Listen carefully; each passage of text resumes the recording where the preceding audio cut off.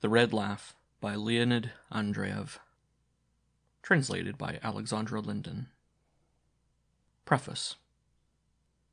Leonidas Andreev, the author of The Red Laugh and of some volumes of short stories, was born at Orel in 1871. He studied first at the college of his own town, then at St. Petersburg University. As a student at St. Petersburg, he made a miserable livelihood by giving infrequent lessons at wretched rates, and his first literary efforts belong to this period. His first short story, the subject of which was, in fact, autobiographical, The Sorry Life of the Poor Student, always half-starving, was derisively rejected, but he gained entry into an important St. Petersburg review with another and characteristic short story, Silence, and with it won the attention of the Russian literary world. Now his popularity in Russia almost transcends that of Gorky. Russian critics have said of Andreev, as Victor Hugo said of the author of The Fleur de Mal, that he has invented a new thrill, and Andreev seems indeed to be most at home in a region of horror, though it is very much psychologized horror. A horror full of fine shades. The Red Laugh is a literary outcome of the late war in Manchuria. It sets forth the anachronism of war, as that anachronism is felt by a writer of genius. End of Preface. Part 1. Fragments 1 through 3. Fragment 1. Horror and madness. I felt it for the first time as we were marching along the road. Marching incessantly for 10 hours without stopping, never diminishing our step, never waiting to pick up those that had fallen, but leaving them to the enemy that was moving behind us in a compact mass only 3 or 4 hours later, effacing the marks of our feet by their own. It was very sultry. I do not know how many degrees there were, 120, 140 degrees or more. I only know that the heat was incessant, hopelessly even, and profound. The sun was so enormous, so fiery and terrible, that it seemed as if the earth had drawn nearer to it, and would soon be burnt up altogether in its merciless rays. Our eyes had ceased to look. The small, shrunk pupil, as small as a poppy seed, sought in vain for darkness under the closed eyelid. The sun pierced the thin covering and penetrated into the tortured brain in a blood-red glow. But nevertheless, it was better so, with closed eyelids. And for a long time, perhaps for several hours, I walked along with my eyes shut, hearing the multitude moving around me, the heavy, uneven tread of many feet, men's and horses, the grinding of iron wheels, crushing the small stones, somebody's deep, strained breathing and the dry smacking of parched lips. But I heard no word. All were silent, as if an army of dumb people was moving. And when anyone fell down, he fell in silence. Others stumbled against his body, fell down and rose mutely, and without turning their heads, marched on, as though these dumb men were also blind and deaf.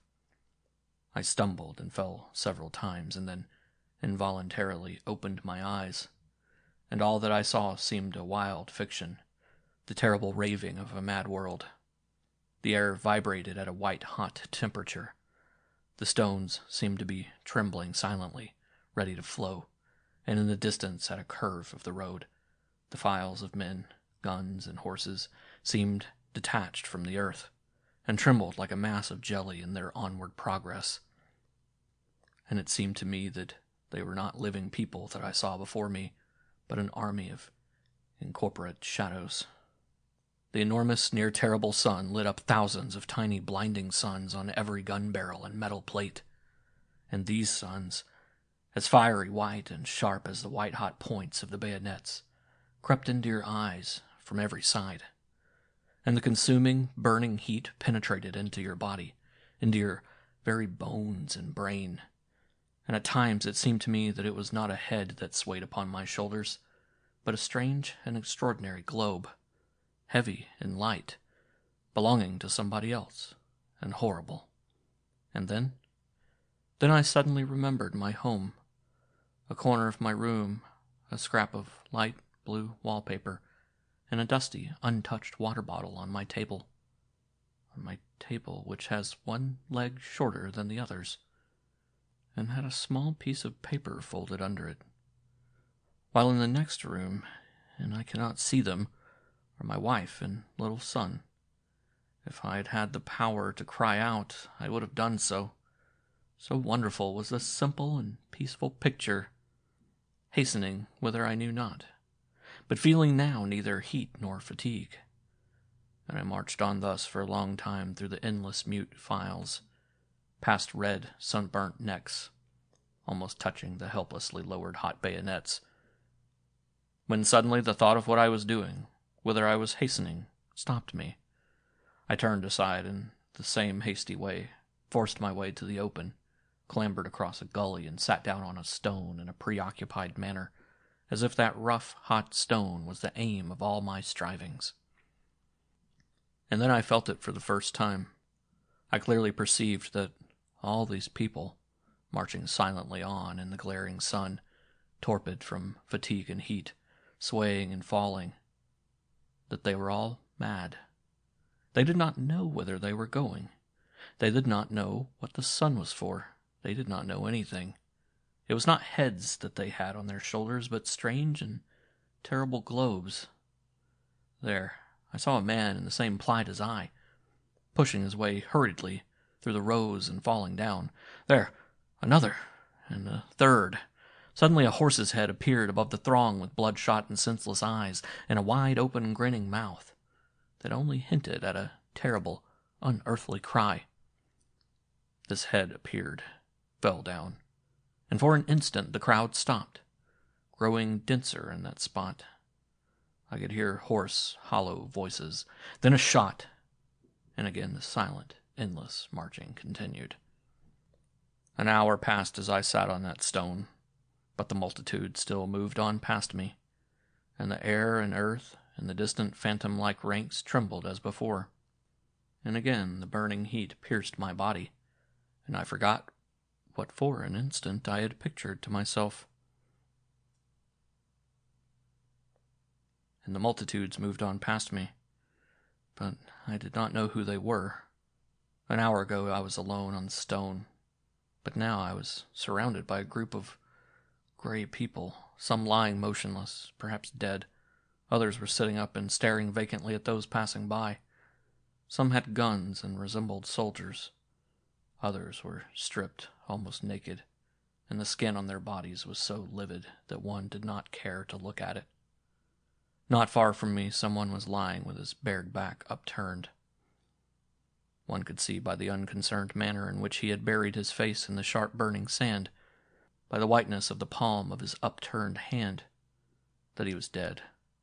But his back was as red as if he were alive, and only a slight yellowish tinge, like one sees on smoked meat, spoke of death. I wanted to move away from him, but I had not the strength, and tottering from weakness, I continued, looking at the endless phantom-like swaying files of men. By the condition of my head, I knew that I should soon have a sunstroke too, but I waited it calmly, as in a dream, where death seems only a stage on the path of wonderful and confused visions. And I saw a soldier part from the crowd and direct his steps in a decided manner towards us. For an instant, I lost sight of him in a ditch, but when he reappeared and moved on towards us, his gait was unsteady, and in his endeavors to control his restlessly tossing body, one felt he was using his last strength. He was coming so straight upon me that I grew frightened, and breaking through the heavy torpor that enveloped my brain, I asked, "What do you want?" He stopped short, as if it was only a word that he was waiting for, and stood before me, enormous, bearded, in a torn shirt. He had no gun. His trousers hung only by one button, and through a slit in them one could see his white body. He flung his arms and legs about, and he was visibly trying to control them, but could not. The instant he brought his arms together, they fell apart again. "What is the matter? You had better sit down," I said. But he continued standing, vainly trying to gather himself together, and stared at me in silence. Involuntarily, I got up from the stone and, tottering, looked into his eyes, and saw an abyss of horror and insanity in them. Everybody's pupils were shrunk, but his had dilated and covered his whole eye. What a sea of fire he must have seen through those enormous black windows! Maybe I had only imagined it. Maybe in his look there was only death. But no, I was not mistaken. In those black, bottomless pupils, surrounded by a narrow orange-colored rim like a bird's eye, there was more than death, more than the horror of death. "Go away!" I cried, falling back. "Go away!" And as if he was only waiting for a word, enormous, disorderly and mute as before, he suddenly fell down upon me, knocking me over.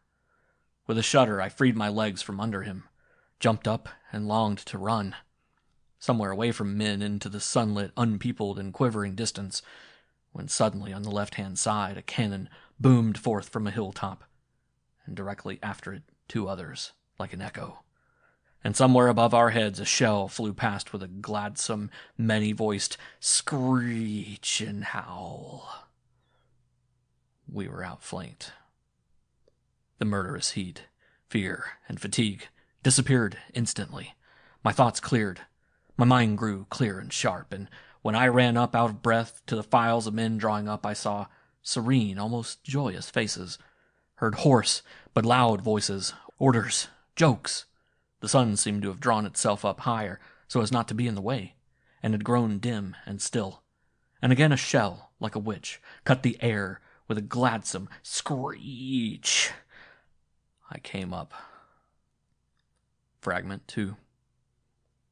Nearly all the horses and men. The same in the 8th battery. In our 12th battery, towards the end of the 3rd day, there remained only 3 guns, all the others being disabled. 6 men and 1 officer, myself.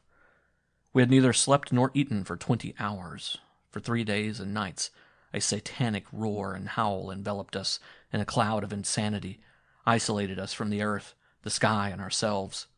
And we, the living, wandered about like lunatics. The dead, they lay still, while we moved about doing our duty, talking and laughing, and we were like lunatics. All our movements were quick and certain, our orders clear, the execution of them precise. But if you had suddenly asked any one of us who we were, undoubtedly we should not have been able to find an answer in our troubled brain. As in a dream, all faces seemed familiar, and all that was going on seemed quite familiar and natural, as if it had happened before. But when I looked closely at any face or gun, or began listening to the din, I was struck by the novelty and endless mystery of everything. Night approached imperceptibly, and before we had time to notice it and wonder where it had come from, the sun was again burning above our heads. And only from those who came to our battery we learnt that it was the 3rd day of the battle that was dawning, and instantly forgot it again. To us it appeared as one endless day without any beginning, sometimes dark, sometimes bright, but always incomprehensible and blind. And nobody was afraid of death, for nobody understood what death was. On the 3rd or 4th night, I do not remember which, I lay down for a minute behind the breastwork, and as soon as I shut my eyes, the same familiar and extraordinary picture stood before them. The scrap of light blue wallpaper, and the dusty, untouched water bottle on my table, while in the next room, and I could not see them, were my wife and little son. But this time a lamp with a green shade was burning on the table, so it must have been evening or night. The picture stood motionless, and I contemplated it very calmly and attentively for a long time, letting my eyes rest on the light reflected in the crystal of the water bottle and on the wallpaper, and wondered why my son was not asleep, for it was night and time for him to go to bed. Then I again began examining the wallpaper, every spiral, silvery flower, square and line, and never imagined that I knew my room so well. Now and then I opened my eyes and saw the black sky with beautiful fiery stripes upon it, then shut them again, and saw once more the wallpaper, the bright water bottle, and wondered why my son was not asleep, for it was night, and time for him to go to bed. Once a shell burst not far from me, making my legs give a jerk, and somebody cried out loudly, louder than the bursting of the shell, and I said to myself, "Somebody's killed." But I did not get up, and did not tear my eyes away from the light blue wallpaper and the water bottle. Afterwards I got up, moved about, gave orders, looked at the men's faces, trained the guns, and kept on wondering why my son was not asleep. Once I asked the sergeant, and he explained it to me at length with great detail, and we kept nodding our heads, and he laughed, and his left eyebrow kept twitching, while his eye winked cunningly at somebody behind us. Behind us were somebody's feet, and nothing more. By this time it was quite light, when suddenly there fell a drop of rain. Rain. Just the same as at home, the most ordinary little drops of rain. But it was so sudden and out of place, and we were so afraid of getting wet, that we left our guns, stopped firing, and tried to find shelter anywhere we could.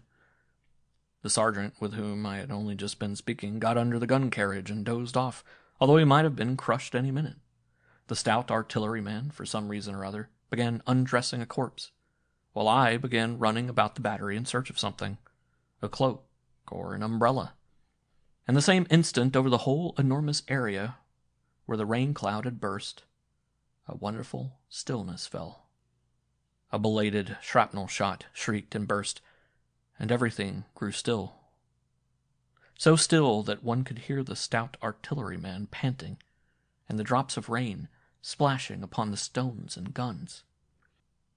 And this soft and continuous sound that reminded one of autumn, the smell of the moist earth, and the stillness, seemed to tear the bloody, savage nightmare asunder for an instant. And when I glanced at the wet, glistening gun, it unexpectedly reminded me of something dear and peaceful. My childhood, or perhaps my first love.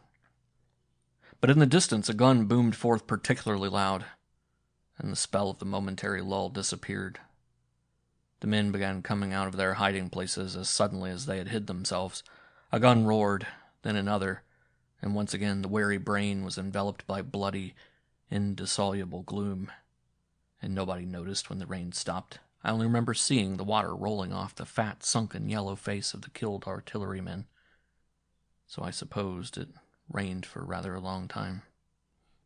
Before me stood a young volunteer holding his hand to his cap and reporting to me that the general wanted us to retain our position for only 2 hours more, when we should be relieved. I was wondering why my son was not in bed, and answered that I could hold on as much as he wished. Suddenly I became interested in the young man's face, probably because of its unusual and striking pallor. I never saw anything whiter than that face. Even the dead have more color than that young, beardless face had. I suppose he became terrified on his way to us, and could not recover himself. And in holding his hand to his cap, he was only making an effort to drive away his mad fear by a simple and habitual gesture. "Are you afraid?" I asked, touching his elbow. But his elbow seemed as if made of wood, and he only smiled and remained silent. Better to say his lips alone were twitching into a smile, while his eyes were full of youth and terror only, nothing more. "Are you afraid?" I repeated kindly. His lips twitched, trying to frame a word, and the same instant there happened something incomprehensible, monstrous, and supernatural. I felt a draught of warm air upon my right cheek that made me sway. That is all. While before my eyes, in place of the white face, there was something short, blunt, and red, and out of it the blood was gushing as out of an uncorked bottle, such as is drawn on badly executed signboards. And that short, red, and flowing something still seemed to be smiling a sort of smile, a toothless laugh, a red laugh. I recognized it, that red laugh. I had been searching for it, and I had found it, that red laugh. Now I understood what there was in all those mutilated, torn, strange bodies. It was a red laugh. It was in the sky. It was in the sun. and soon it was going to overspread the whole earth. That red laugh! While they, with precision and calmness, like lunatics. Fragment 3. They say there are a great number of madmen in our army as well as in the enemy's. 4 lunatic wards have been opened. When I was on the staff, our adjutant showed me. End of Section 1. Section 2 of The Red Laugh by Leonid Andreev. Part 1, Fragment 4. Coiled round like snakes. He saw the wire, chopped through at one end, cut the air and coil itself round 3 soldiers. The barbs tore their uniforms and stuck into their bodies, and shrieking, the soldiers spun round in frenzy, 2 of them dragging the third, who was already dead, after them. Then only one remained alive, and he tried to push the 2 that were dead away from him, but they trailed after him, whirling and rolling over each other and over him. Suddenly, all 3 became motionless. He told me that no less than 2,000 men were lost at that one wire entanglement. While they were hacking at the wire and getting entangled in its serpentine coils, they were pelted by an incessant rain of balls and grape shot. He assured me it was very terrifying, and if only they had known in which direction to run, that attack would have ended in a panic flight. But 10 or 12 continuous lines of wire, and the struggle with it, a whole labyrinth of pitfalls with stakes driven in at the bottom, had muddled them so that they were quite incapable of defining the direction of escape. Some, like men blind, fell into the funnel-shaped pits and hung upon the sharp stakes, pierced through the stomach, twitching convulsively and dancing like toy clowns. They were crushed down by fresh bodies, and soon the whole pit filled to the edges and presented a writhing mass of bleeding bodies, dead and living. Hands thrust themselves out of it in all directions, the fingers working convulsively, catching at everything. And those who once got caught in that trap could not get back again. Hundreds of fingers, strong and blind like the claws of a lobster, gripped them firmly by the legs, caught at their clothes, threw them down upon themselves, gouged out their eyes, and throttled them. Many seemed as if they were intoxicated, and ran straight at the wire, got caught in it, and remained shrieking until a bullet finished them. Generally speaking, they all seemed like people intoxicated. Some swore dreadfully, others laughed when the wire caught them by the arm or leg and died there and then. He himself, although he had nothing to eat or drink since the morning, felt very queer. His head swam, and there were moments when the feeling of terror in him changed to wild rapture, and from rapture again to terror. When somebody struck up a song at his side, he caught up the tune, and soon a whole unanimous chorus broke forth. He did not remember what they sang, only that it was lively in a dancing strain. Yes, they sang, while all around them was red with blood. The very skies seemed to be red, and one could have thought that a catastrophe had overwhelmed the universe. A strange disappearance of colors. The light blue and green and other habitual peaceful colors had disappeared, while the sun blazed forth in a red flare light. "The red laugh," said I. But he did not understand. "Yes, and they laughed, as I told you before, like people intoxicated. Perhaps they even danced. There was something of the sort. At least the movements of those 3 resembled dancing." He remembers distinctly. When he was shot through the chest and fell, his legs twitched for some time until he lost consciousness, as if he were dancing to music. And at the present moment, when he thinks of that attack, a strange feeling comes over him, partly fear, and partly the desire to experience it all over again. "And get another ball in your chest?" asked I. "There now, why should I get a ball each time? But it would not be half bad, old boy, to get a medal for bravery." He was lying on his back with a waxen face, sharp nose, prominent cheekbones, and sunken eyes. He was lying, looking like a corpse, and dreaming of a medal. Mortification had already set in. He had a high temperature, and in 3 days' time he was to be thrown into the grave to join the dead. Nevertheless, He lay smiling dreamily and talking about a medal. "Have you telegraphed to your mother?" I asked. He glanced at me with terror, animosity, and anger, and did not answer. I was silent, and then the groans and ravings of the wounded became audible. But when I rose to go, he caught my hand in his hot, but still strong one, and fixed his sunken, burning eyes upon me in a lost and distressed way. "What does it all mean, eh? What does it all mean?" asked he in a frightened and persistent manner, pulling at my hand. "What?" "Everything, in general. Now she's waiting for me, but I cannot. My country. Is it possible to make her understand what my country means?" "The red laugh," answered I. "Ah, you're always joking, but I am serious. It is indispensable to explain it, but is it possible to make her understand?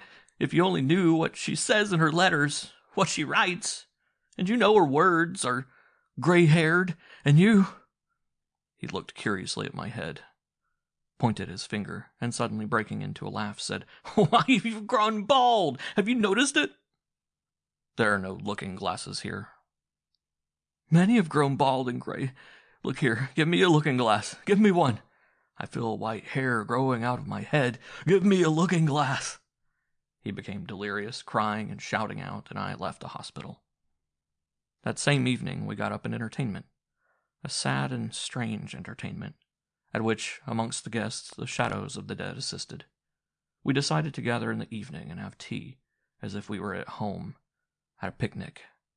We got a samovar, we even got a lemon and glasses, and established ourselves under a tree, as if we were at home, at a picnic. Our companions arrived noisily in twos and threes, talking, joking, and full of gleeful expectation, but soon grew silent, avoiding to look at each other. For there was something fearful in this meeting of spared men, in tatters, dirty, itching, as if we were covered by a dreadful ringworm, with hair neglected, thin and worn, having lost all familiar and habitual aspect. We seemed to see each other for the first time as we gathered round the samovar, and seeing each other, we grew terrified. In vain I looked for a familiar face in this group of disconcerted men. I could not find one. These men, restless, hasty, and jerky in their movements, starting at every sound, constantly looking for something behind their backs, trying to fill up that mysterious void into which they were too terrified to look, by superfluous gesticulations, were new, strange men whom I did not know. And their voices sounded different, articulating the words with difficulty and jerks, easily passing into angry shouts or senseless, irrepressible laughter at the slightest provocation. And everything around us was strange to us. The tree was strange, and the sunset strange, and the water strange, with a peculiar taste and smell, as if we had left a world of mysterious phenomena and ominous, somber shadows. The sunset was yellow and cold. Black, unillumined, motionless clouds hung heavily over it, while the earth under it was black, and our faces in that ill-omened light seemed yellow, like the faces of the dead. We all sat watching the samovar, but it went out, its sides reflecting the yellowishness and menace of the sunset, and it seemed also an unfamiliar, dead, and incomprehensible object. "Where are we?" asked somebody. An uneasiness and fear sounded in his voice. Somebody sighed. Somebody convulsively cracked his fingers. Somebody laughed. Somebody jumped up and began walking quickly around the table. These last days one could often meet with such men. They were always walking hastily, almost running at times, strangely silent, at times mumbling something in an uncanny way. "At the war," answered he who had laughed, and again burst into a hollow, lingering laugh, as if something was choking him. "What is he laughing at?" asked somebody indignantly. "Look here, stop it!" The other choked once more, gave a titter, and stopped obediently. It was growing dark. The clouds seemed to be settling down on the earth, and we could with difficulty distinguish each other's yellow phantom-like faces. Somebody asked, "And where's Fatty Legs?" Fatty Legs we called a fellow officer who, being short, wore enormous watertight boots. "He was just here now. Fatty Legs, where are you?" "Fatty Legs, don't hide. We can smell your boots." Everybody laughed, but their laugh was interrupted by a rough, indignant voice that sounded out of the darkness. "Stop that! Are you not ashamed? Fatty Legs was killed this morning, reconnoitering." "He was here just now. It must be a mistake." "You imagined it. Hey ho, you there, behind the samovar. Cut me a slice of lemon." "And me! And me!" "The lemon is finished." "How was that, boys?"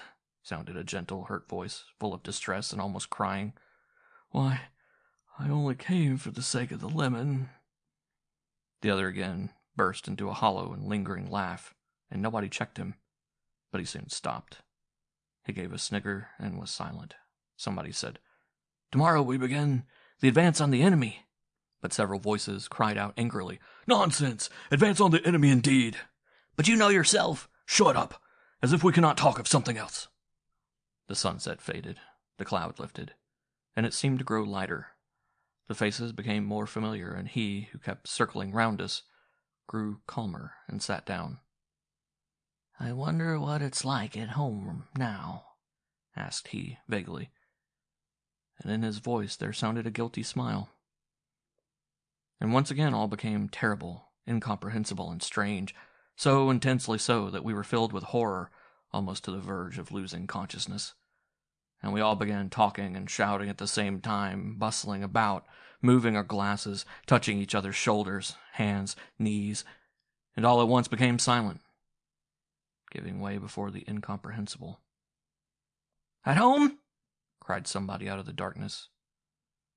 His voice was hoarse and quivering with emotion, fear, and hatred, and some of the words would not come out, as if he had forgotten how to say them. "A home? What home? Why, is there home anywhere? Don't interrupt me or else I shall fire. At home I used to take a bath every day. Can you understand? A bath with water up to the very edges, while now I do not even wash my face every day. My head is covered with scarf, and my whole body itches, and over it crawl. I'm going mad from dirt while you talk of home. I am like an animal. I despise myself. I cannot recognize myself, and death is not at all terrifying. You tear my brain with your shrapnel shots. Aim at what you will, I'll hit my brain. And you can speak of home. What home? Streets, windows, people. But I would not go into the street now for anything. I should be ashamed to. You brought a samovar here, but I was ashamed to look at it." The other laughed again. Somebody called out, "Damn it all, I shall go home." "Home?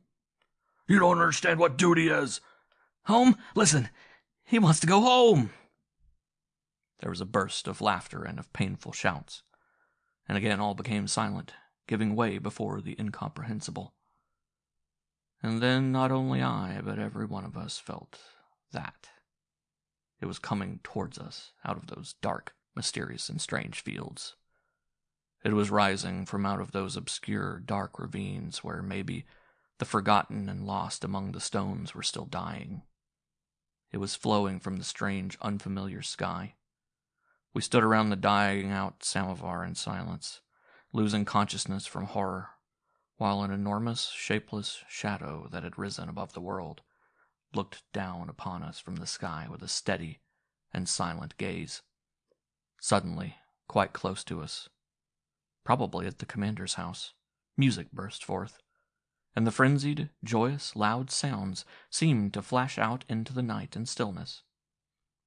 The band played with frenzied mirth and defiance, hurriedly, discordantly, too loudly and too joyously, and one could feel that those who were playing, and those who were listening, saw as we did, that same enormous, shapeless shadow risen above the world.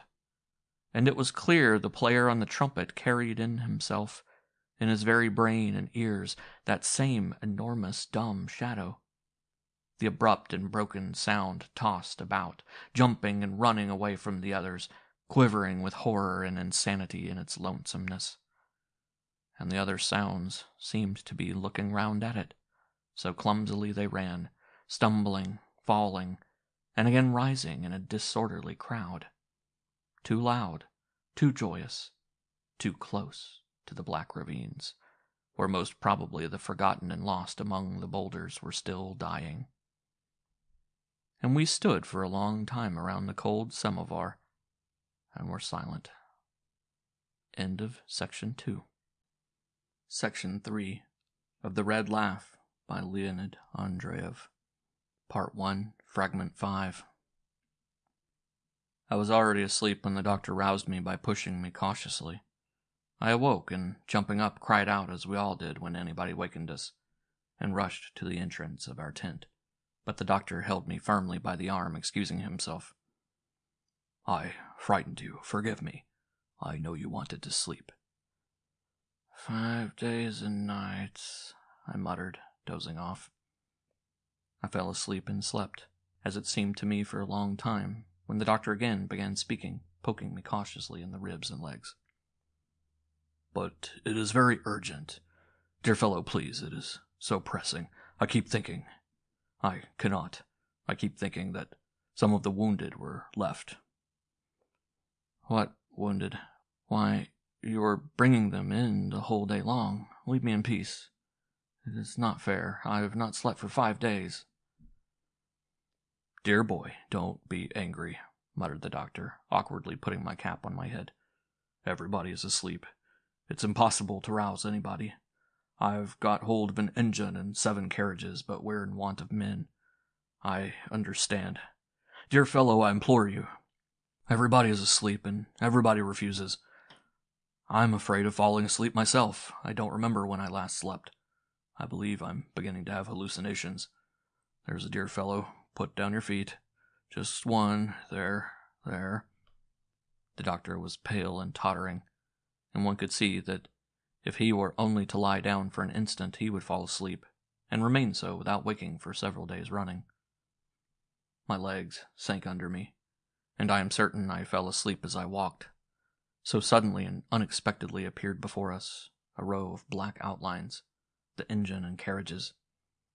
Near them, scarcely distinguishable in the darkness, some men were wandering about slowly and silently.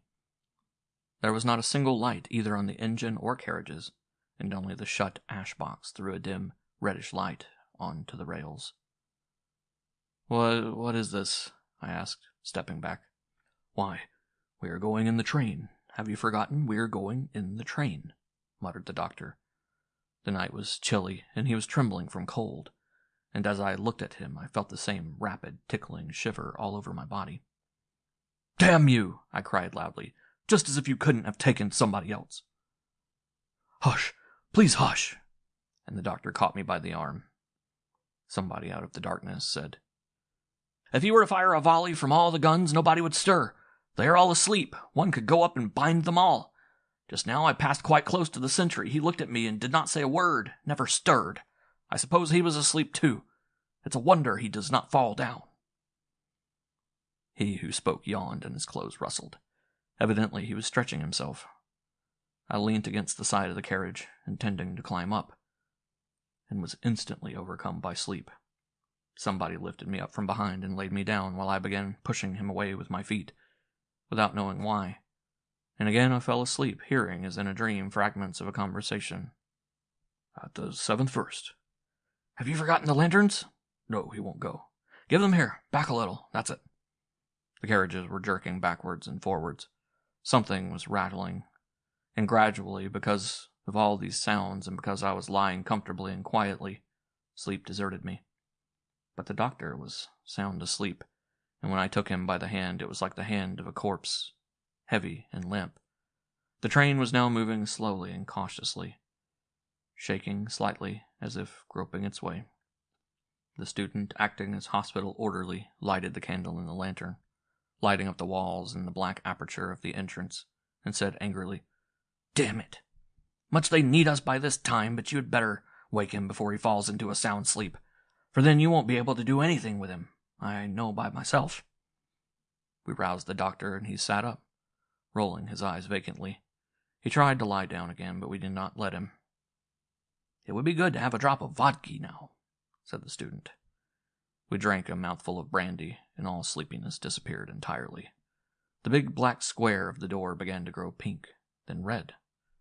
Somewhere from behind the hills appeared an enormous mute flare of a conflagration, as if the sun was rising in the middle of the night. "It's far away, about 20 versts." "I feel cold," said the doctor, snapping his teeth. The student looked out of the door and beckoned me to come up to him. I looked out. At different points of the horizon, motionless flares of similar conflagration stood out in a mute row, as if dozens of suns were rising simultaneously. And now the dark was not so great. The distant hills were growing more densely black, sharply outlined against the sky in a broken and wavy contour, while in the foreground all was flooded with a red, soft glow, silent and motionless. I glanced at the student. His face was tinged by the same red, fantastic color of blood that had changed itself into air and light. "Are there many wounded?" I asked. He waved his hand. "A great many madmen, more so than wounded." "Real madmen? What others can there be?" He was looking at me, and his eyes wore the same fixed, wild expression, full of cold horror, that the soldiers had who died of sunstroke. "Stop that," said I, turning away. "The doctor is mad also. Just look at him." The doctor had not heard. He was sitting cross-legged like a Turk, swaying to and fro, soundlessly moving his lips and fingertips.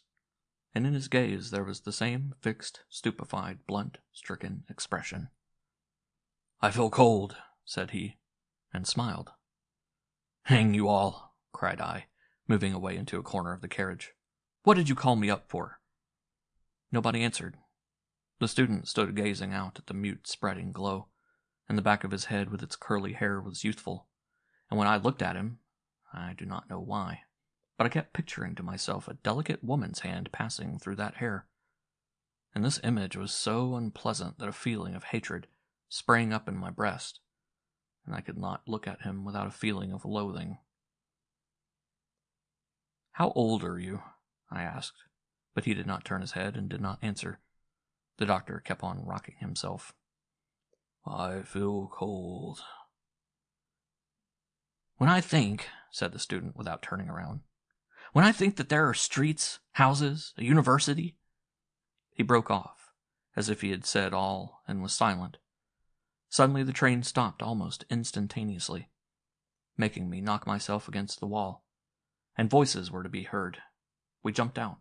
In front of the very engine upon the rails lay something, a not very large lump, out of which a leg was projecting. "Wounded?" "No, dead. The head is torn off. Say what you will, but I will light the headlight. Otherwise we shall be crushing somebody." The lump with the protruding leg was thrown aside.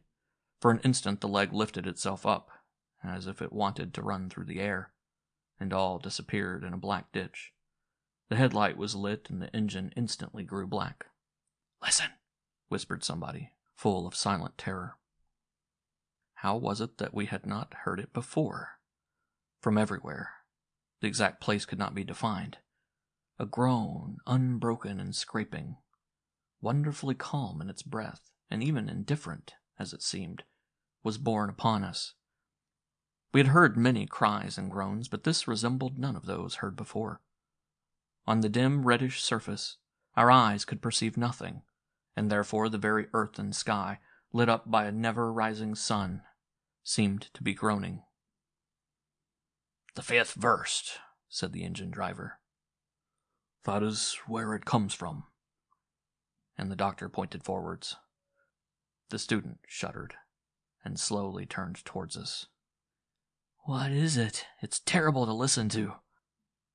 "Let's move on."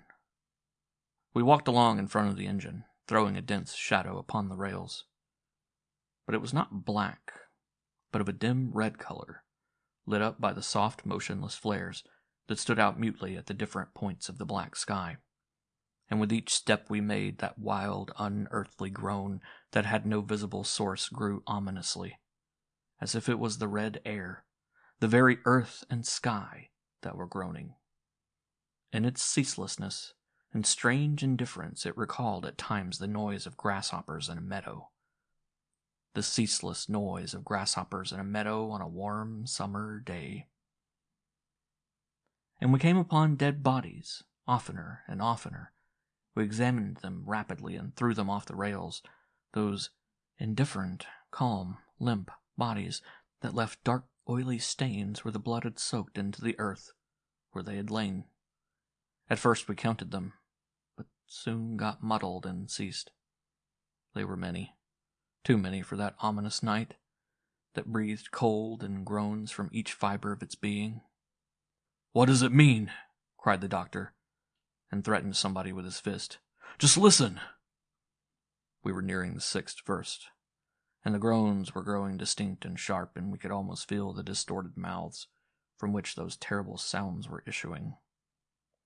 We looked anxiously into the rosy gloom, so deceitful in its fantastic light, when suddenly, almost at our feet beside the rails, somebody gave a loud, calling, crying groan. We found him instantly, that wounded man whose face seemed to consist only of 2 eyes, so big they appeared, when the light of the lantern fell on his face. He stopped groaning, and rested his eyes on each of us and our lanterns in turn, and in his glance there was a mad joy at seeing men and lights, and a mad fear that all would disappear like a vision.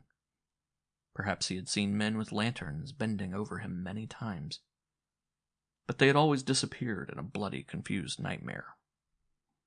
We moved on, and almost instantly stumbled against 2 more wounded, one lying on the rails, the other groaning in a ditch. As we were picking them up, the doctor, trembling with anger, said to me, "Well?" and turned away. Several steps farther on, we met a man wounded slightly, who was walking alone, supporting one arm with the other. He was walking with his head thrown back, straight towards us, but seemed not to notice us when we drew aside to let him pass. I believe he did not see us. He stopped for an instant near the engine, turned aside, and went past the train. "You had better get in," cried the doctor, but he did not answer. These were the first that we found, and they horrified us. But later on we came upon them oftener and oftener, along the rails or near them, and the whole field, lit up by the motionless red flare of the conflagrations, began stirring as if it were alive, breaking out into loud cries, wails, curses, and groans. All those dark mounds stirred and crawled about like half-dead lobsters let out of a basket, with outspread legs, scarcely resembling men in their broken, unconscious movements and ponderous immobility. Some were mute and obedient, others groaned, wailed, swore, and showed such a passionate hate towards us that we were saving them, as if we had brought about that bloodily indifferent night, and had been the cause of all those terrible wounds, and their loneliness amidst the night and dead bodies. The train was full, and our clothes were saturated with blood, as if we had stood for a long time under a rain of blood, while the wounded were still being brought in, and the field, come to life, was stirring wildly as before. Some of the wounded crawled up themselves, some walked up tottering and falling. One soldier almost ran up to us. His face was smashed and only one eye remained, burning wildly and terribly, and he was almost naked as if he had come from the bathroom. Pushing me aside, he caught sight of the doctor, and rapidly seized him by the chest with his left hand. "I'll smash your snout!" he cried, shaking the doctor, and added slowly and mordantly in a coarse oath, "I'll smash your snout, you rebel!" The doctor broke away from the soldier, and advancing towards him, cried chokingly, "I will have you court-martialed, you scoundrel! To prison with you! You're hindering my work! Scoundrel! Brute!" We pulled them apart, but the soldier kept on crying out for a long time, "Rebel! I'll smash your snout!" I was beginning to get exhausted, and went a little way off to have a smoke and rest a bit. The blood, dried to my hands, covered them like a pair of black gloves, making it difficult for me to bend my fingers, so that I kept dropping my cigarettes and matches. And when I succeeded in lighting my cigarette, the tobacco smoke struck me as novel and strange, with quite a peculiar taste, the like of which I never experienced before or after. Just then the ambulance student with whom I had traveled came up to me, and it seemed to me as if I had met with him several years back, but where I could not remember. His tread was firm as if he were marching, and he was staring through me at something farther on and higher up. "And they are sleeping," said he, as it seemed quite calmly. I flew into a rage as if the reproach was addressed to me. "You forget that they fought like lions for 10 days. "And they are sleeping," he repeated, looking through me and higher up. Then he stooped down to me and, shaking his finger, continued in the same dry and calm way. "I will tell you. I will tell you." "What?" He stooped still lower towards me, shaking his finger meaningly, and kept repeating the words as if they expressed a completed idea. "I will tell you. I will tell you. Tell them." And still looking at me in the same severe way, he shook his finger once more, then took out his revolver and shot himself in the temple. And this did not surprise or terrify me in the least. Putting my cigarette into the left hand, I felt his wound with my fingers and went back to the train. "The student has shot himself. I believe he is still alive," said I to the doctor. The latter caught hold of his head and groaned. "Damn him. There is no room there. That one will go and shoot himself too soon. And I give you my word of honor," cried he angrily and menacingly. "I will do the same. Yes, and let me beg you, just walk back. There is no room. You can lodge a complaint against me if you like." And he turned away, still shouting, while I went up to the other who was about to commit suicide. He was an ambulance man, and also, I believe, a student.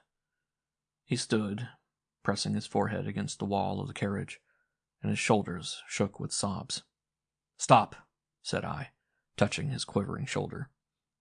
But he did not turn round or answer and continued crying, and the back of his head was youthful, like the other students, and as terrifying.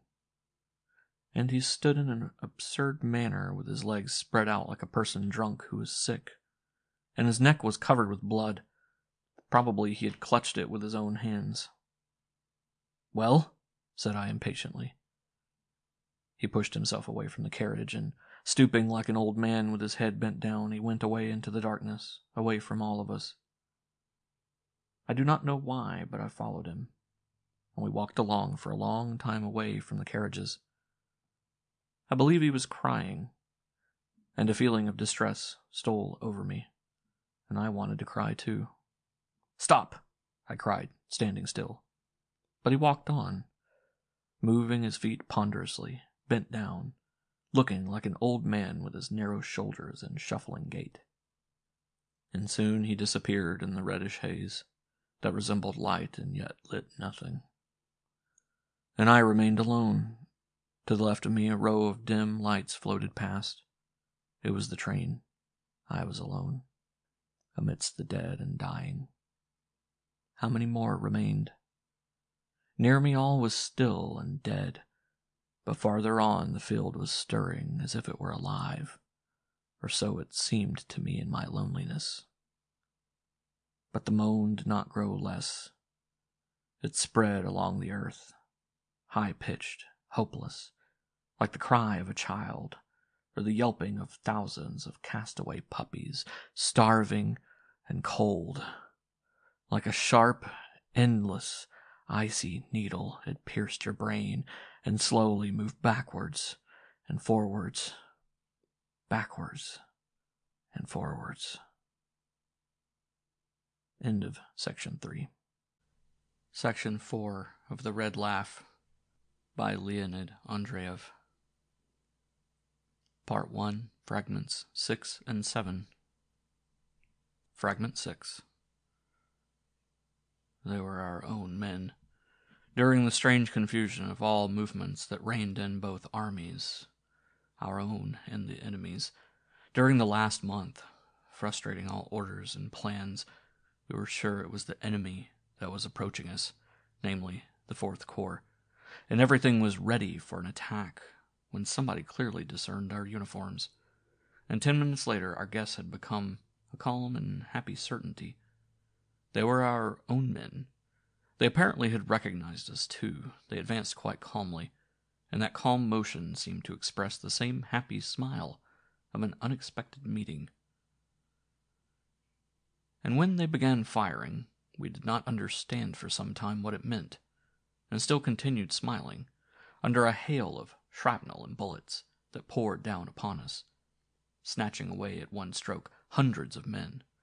Somebody cried out by mistake, and I clearly remember we all saw that it was the enemy, that it was his uniform and not ours, and instantly answered the fire. About 15 minutes after the beginning of that strange engagement, both my legs were torn off, and I recovered consciousness in the hospital after the amputation. I asked how the battle had ended, and received an evasive, reassuring answer, by which I could understand that we had been beaten. And afterwards, legless as I was overcome by joy at the thought that now I would be sent home, that I was alive for a long time to come, alive forever. And only a week later I learnt some particulars that once more filled me with doubts and a new, unexperienced feeling of terror. Yes, I believed they were our own men after all, and it was with one of our shells fired out of one of our guns by one of our men that my legs had been torn off. And nobody could explain how it had happened. Something occurred. Something darkened our vision, and 2 regiments belonging to the same army, facing each other at a distance of 1 verst, had been destroying each other for a whole hour in the full conviction that it was the enemy they had before them. Later on, the incident was remembered and spoken of reluctantly in half words, and what is most surprising of all, one could feel that many of the speakers did not admit the mistake even then. That is to say, they admitted it, but thought that it had occurred later on, that in the beginning they really had the enemy before them, but that he disappeared somewhere during the general fray, leaving us in the range of our own shells. Some spoke of it openly, giving precise explanations, which seemed to them plausible and clear. Up to this very minute I cannot say for certain how the strange blunder began, as I saw with equal clearness first our red uniforms, and then their orange-colored ones, and somehow very soon everybody forgot about the incident, forgot about it to such an extent that it was spoken of as a real battle, and in that sense many accounts were written and sent to the papers in all good faith. I read them when I was back home.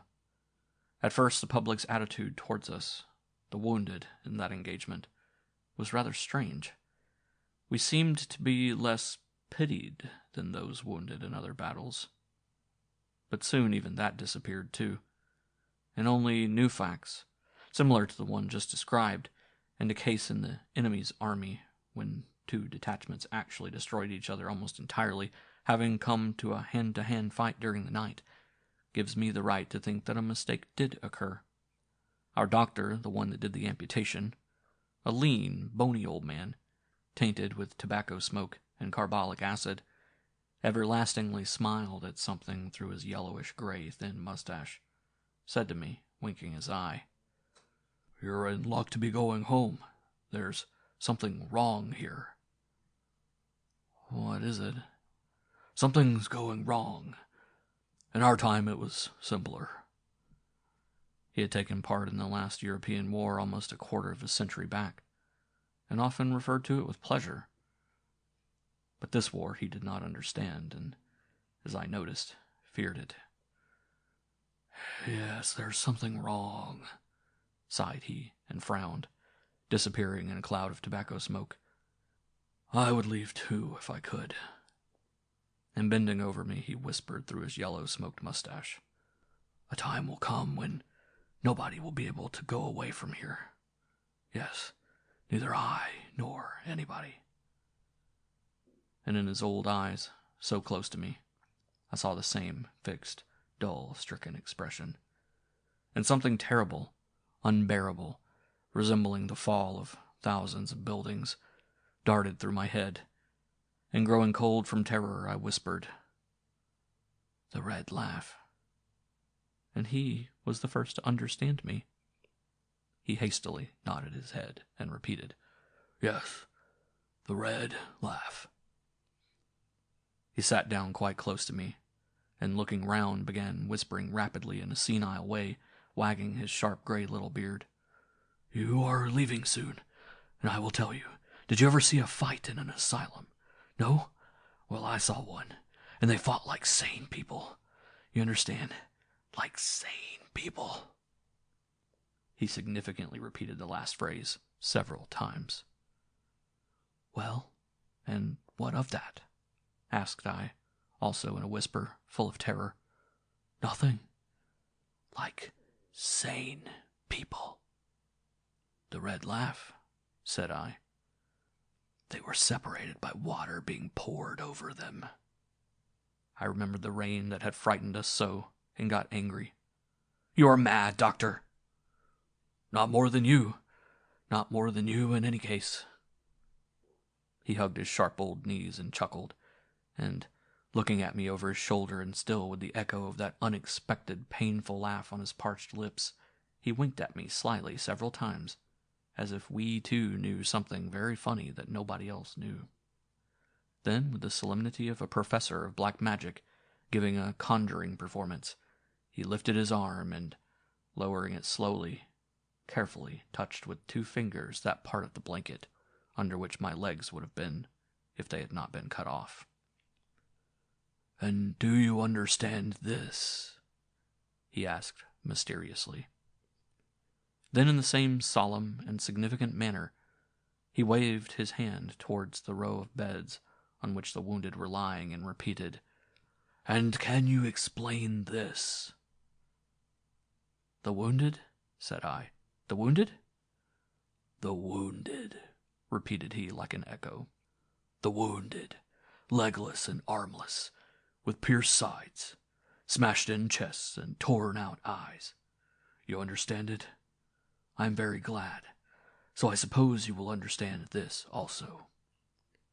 With an agility quite unexpected for his age, he flung himself down and stood on his hands, balancing his legs in the air. His white working clothes turned down, his face grew purple, and, looking at me fixedly with a strange upturned gaze, he threw at me with difficulty a few broken words.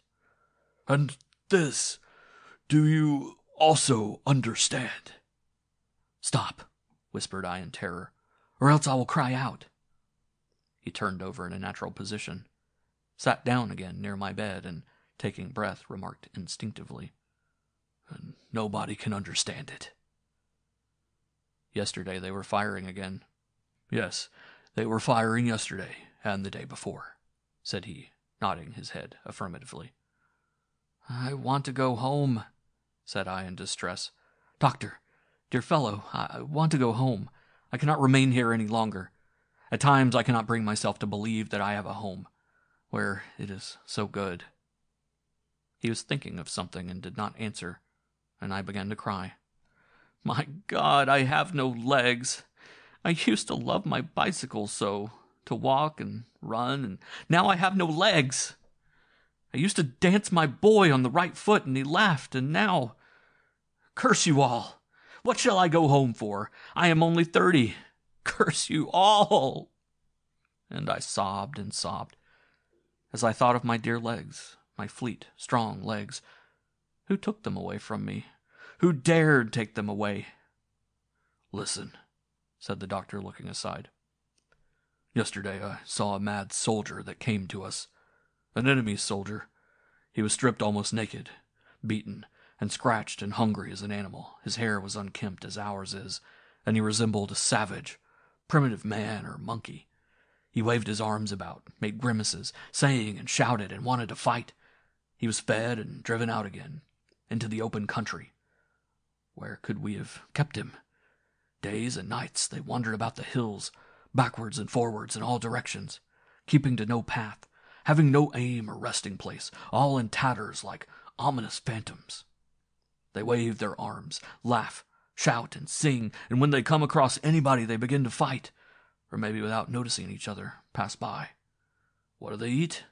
Probably nothing, or maybe they feed on the dead bodies together with the beasts, together with those fat wild dogs that fight in the hills and yelp the whole night long.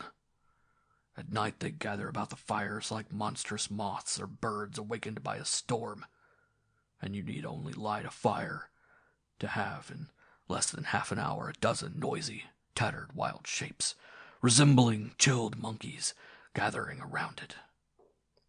Sometimes they're fired at by mistake, sometimes on purpose, for they make you lose all patience with their unintelligible, terrifying cries. "I want to go home!" cried I, shutting my ears.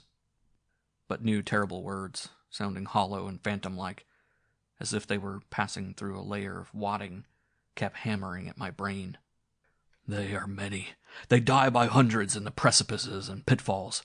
They are made for sound and clever men, in the remnants of the barbed wire and on the stakes. They take part in the regular battles and fight like heroes, always in the foremost ranks, always undaunted, but often turn against their own men. I like them. At present I am only beginning to go mad, and that's why I am sitting and talking to you.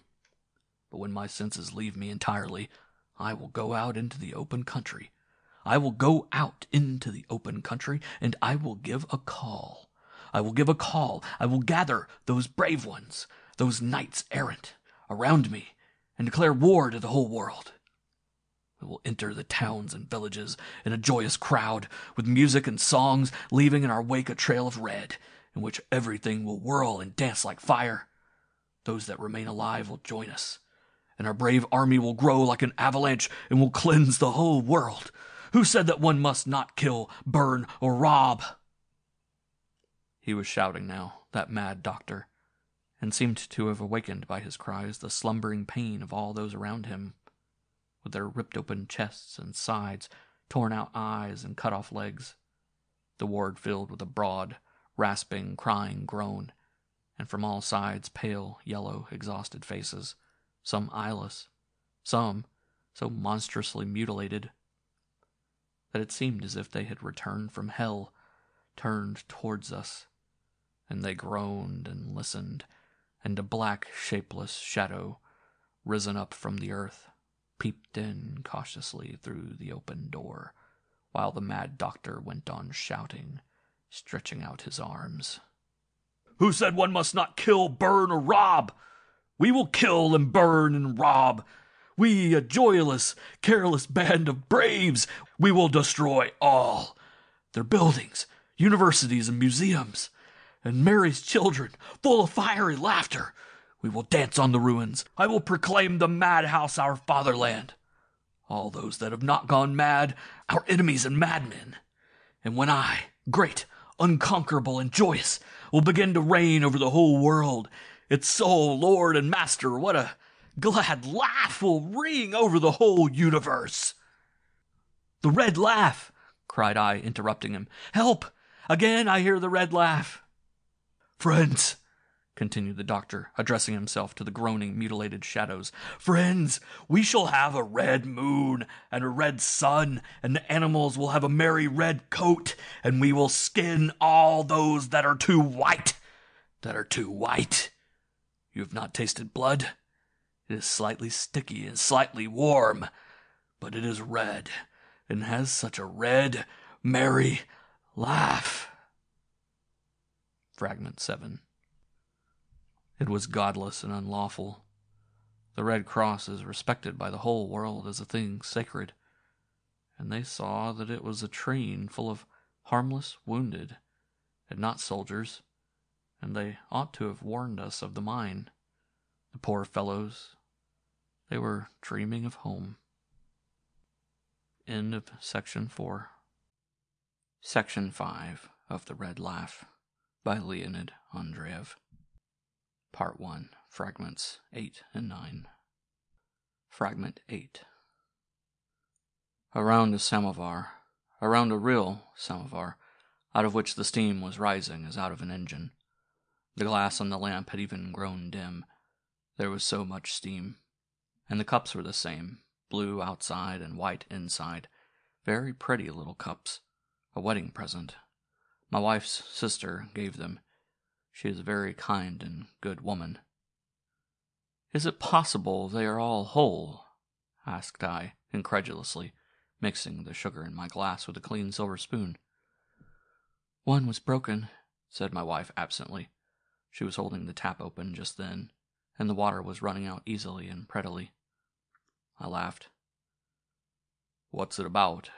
asked my brother. "Oh, nothing. Wheel me into the study just once more. You may as well trouble yourself for the sake of a hero. You idled away your time while I was away. But now that is over, I'll bring you to order."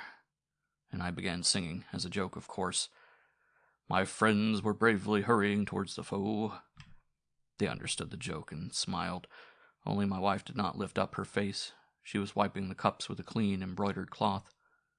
And in the study I saw once again the light blue wallpaper, a lamp with a green shade, and a table with a water bottle upon it. And it was a little dusty. "Pour me some water out of this," ordered I merrily. "But you've just had tea." "That doesn't matter. Pour me out some, and you," said I to my wife, "take our son and go into the next room for a minute, please." And I drank the water with delight in small sips, while my wife and son were in the next room and I could not see them. "That's all right. Now come here, but why is he not in bed by this time?" "He is so glad you have come home. Darling, go to your father." But the child began to cry and hid himself at his mother's feet. "Why is he crying?" asked I in perplexity, and looked around. "Why are you all so pale and silent, following me like shadows?" My brother burst into a loud laugh and said, "We are not silent." And my sister said, "We are talking the whole time." "I will go and see about the supper," said my mother, and hurriedly left the room. "Yes, you are silent," I repeated, with sudden conviction. "Since morning, I have not heard a word from you. I am the only one who chats, laughs, and makes merry. Are you not glad to see me, then? And why do you all avoid looking at me? Have I changed so? Yes, I am changed, but I do not see any looking-glasses about. Have you put them all away? Give me a looking-glass." "I will bring you one directly," answered my wife, and did not come back for a long time. And the looking-glass was brought by the maid. I looked into it, and I had seen myself before in the train, at the station. It was the same face, grown older a little, but the most ordinary face. While they, I believe, expected me to cry out and faint, so glad were they when I asked calmly, "What is there so unusual in me?" Laughing louder and louder, my sister left the room hurriedly, and my brother said with calm assurance, "Yes, you have not changed much, only grown slightly bald." "You can be thankful that my head is not broken," answered I, unconcernedly. "But where do they all disappear? First one, then another. Wheel me about the rooms, please. What a comfortable armchair. It does not make the slightest sound. How much did it cost? You bet I won't spare the money. I will buy myself such a pair of legs. Better, my bicycle." It was hanging on the wall, quite new, only the tires were limp for want of pumping. A tiny bit of mud had dried to the tire of the back wheel, the last time I had ridden it. My brother was silent and did not move my chair, and I understood his silence and irresoluteness. "Only 4 officers remained alive in our regiment," said I surlily. "I am very lucky. You can take it for yourself. Take it away tomorrow." "All right, I will take it," agreed my brother submissively. "Yes, you are lucky. Half of the town is in mourning, while legs, that is really—" "Of course, I am not a postman," my brother stopped suddenly and asked. "But why does your head shake?" "That's nothing. The doctor said it will pass." "And your hands, too?" Yes, and my hands, too. It will all pass. Wheel me on, please. I'm tired of remaining still." They upset me, those discontented people, but my gladness returned to me when they began making my bed. A real bed, a handsome bed, that I had bought just before our wedding 4 years ago. They spread a clean sheet, then they shook the pillows and turned down the blanket, while I watched the solemn proceedings, my eyes full of tears with laughing. "And now undress me and put me to bed," said I to my wife. "How good it is!" "This minute, dear." "Quicker!" "This minute, dear." Why? What are you doing?" "This minute, dear." She was standing behind my back near the toilet table, and I vainly tried to turn my head so as to see her. And suddenly she gave a cry. Such a cry as one hears only at the war. "What does it all mean?" She rushed towards me, put her arms round me, and fell down, hiding her head near the stumps of my cut-off legs, from which she turned away with horror, and again pressed herself against them, kissing them and crying. "What have you become? Why, you are only 30 years old. You were young and handsome. What does it all mean? How cruel men are! What is it for? For whom is it necessary? You, my gentle, poor darling, darling."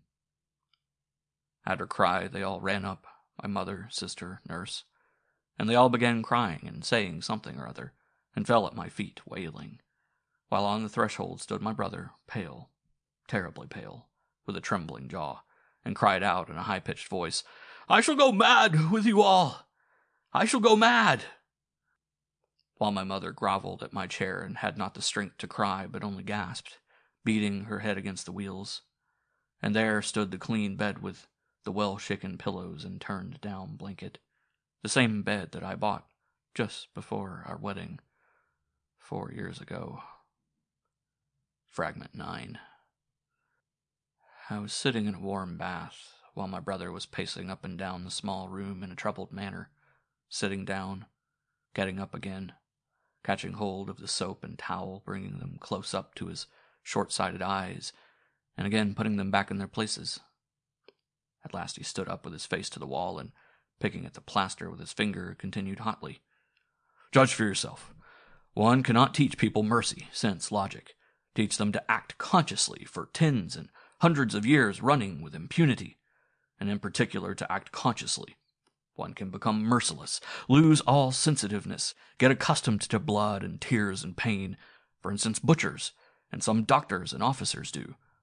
But how can one renounce truth after one has learnt to know it? In my opinion, it is impossible. I was taught from infancy not to torture animals and be compassionate.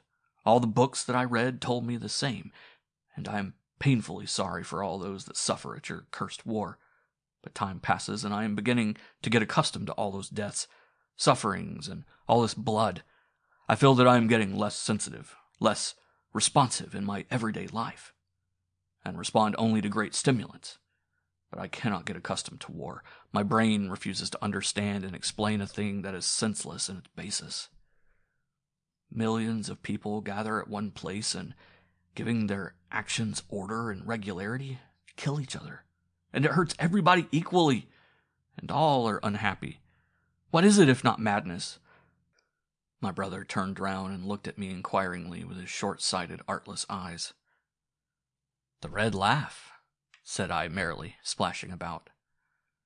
"I will tell you the truth," and my brother put his cold hand trustingly on my shoulder, but quickly pulled it back, as if he was frightened at its being naked and wet. "I will tell you the truth. I am very much afraid of going mad. I cannot understand what is happening. I cannot understand it, and it is dreadful.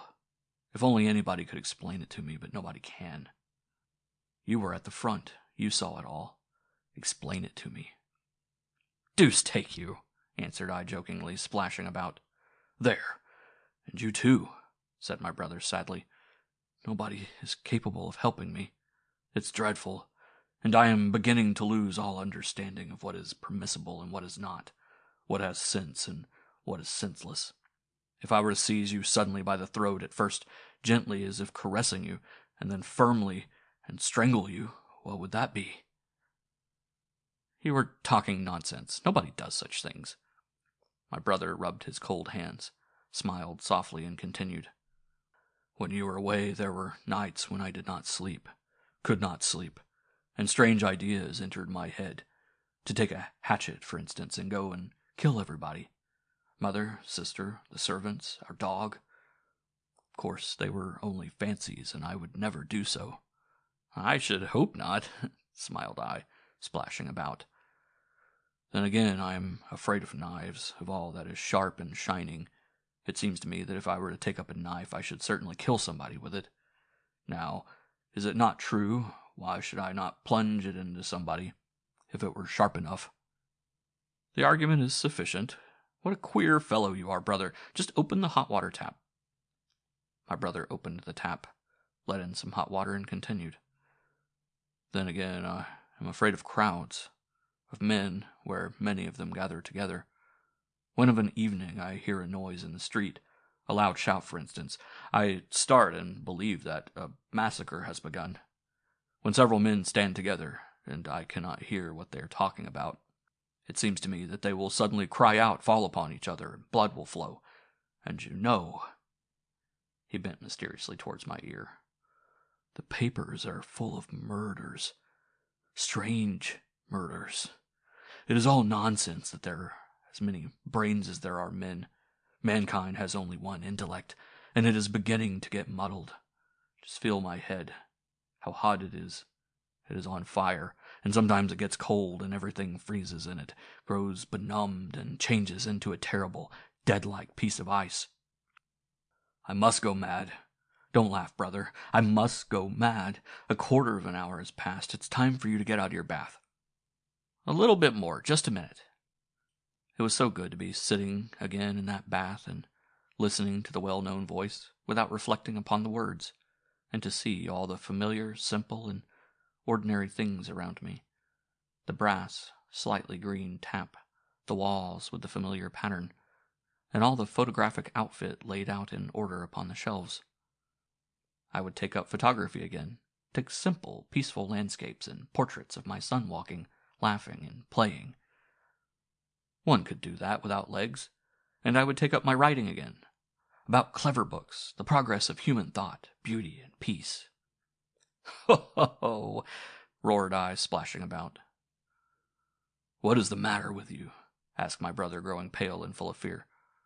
Nothing. I'm glad to be home. He smiled at me as one smiles at a child, or on one younger than oneself, although I was 3 years older than he, and grew thoughtful, like a grown-up person or an old man who has great, burdensome old thoughts. Where can one fly to? He asked, shrugging his shoulders. Every day at about the same hour the papers close the circuit, and all mankind gets a shock. This simultaneousness of feelings, tears, thoughts, sufferings, and horror deprives me of all stay, and I am like a chip of wood tossing about on the waves, or a bit of dust in a whirlwind. I am forcibly torn away from all that is habitual. There is one terrible moment every morning, when I seem to hang in the air over the black abyss of insanity, and I shall fall into it. I must fall into it. You don't know all, brother. You don't read the papers, and much is held back from you. You don't know all, brother. I took all his words for rather a gloomy joke, the usual attitude towards all those who, being touched by insanity, have an inkling of the insanity of war, and gave us a warning. I considered it as a joke, as if I had forgotten for the moment, while I was splashing about in the hot water, all that I had seen over there. Well, let them hold things back from me. But I must get out of the bath anyway, said I lightly, and my brother smiled and called my man, and together they lifted me out of my bath and dressed me. Afterwards I had some fragrant tea which I drank out of my cut-glass tumbler, and said to myself that life was worth living, even without a pair of legs. And then they wheeled me into the study up to my table, and I prepared for work. Before the war I was on the staff of a journal, reviewing foreign literature, and now, disposed within my reach, lay a heap of those dear, sweet books in yellow, blue, and brown covers. My joy was so great, my delight so profound, that I could not make up my mind to begin reading them, and I merely fingered the books, passing my hand caressingly over them. I felt a smile spread over my face, most probably a very silly smile, but I could not keep it back as I contemplated admiringly the type, the vignettes, the severe, beautiful simplicity of the drawings. How much thought and sense of beauty there was in them all! How many people had to work and search? How much talent and taste were needed to bring forth that letter, for instance, so simple and elegant, so clever, harmonious, and eloquent in its interlaced lines? And now I must set to work, said I, seriously, full of respect for work. And I took up my pen to write the heading, and, like a frog tied to a string, my hand began plunging about the paper. The pen stuck into the paper, scratched it, jerked about, slipped irresistibly aside and brought forth hideous lines, broken, crooked, devoid of all sense. And I did not cry out or move. I grew cold and still as the approaching terrible truth dawned upon me. While my hand danced over the brightly illuminated paper and each finger shook in such hopeless, living, insane horror, as if those fingers, were still at the front, and saw the conflagrations in blood, and heard the groans and cries of undescribable pain. They had detached themselves from me, those madly quivering fingers. They were alive. They had become ears and eyes, and growing cold from horror, without the strength to move or cry out, I watched their wild dance over the clean, bright, white page, and all was quiet. They thought I was working, and had shut all the doors so as not to interrupt me by any sound. And I was alone in the room, deprived of the power of moving, obediently watching my shaking hands. "It is nothing," said I aloud, and in the stillness and loneliness of the study. My voice sounded hollow and nasty like the voice of a madman. "It is nothing. I will dictate. Why, Milton was blind when he wrote his Paradise Regained. I can think, and that is the chief thing. In fact, it is all." And I began inventing a long, clever phrase about the blind Milton, but the words got confused, fell away as out of a rotten printing frame, and when I came to the end of the phrase I had forgotten the beginning. Then I tried to remember what made me begin, and why I was inventing that strange, senseless phrase about Milton, and could not.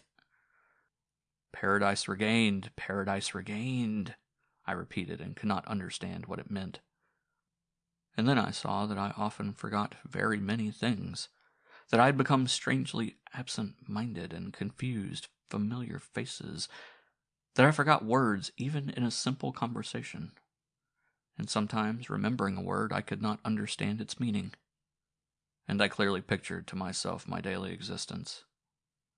A strange, short day, cut off like my legs, with empty, mysterious spaces, long hours of unconsciousness or apathy about which I could remember nothing. I wanted to call my wife, but could not remember her name. And this did not surprise or frighten me. Softly I whispered, "Wife."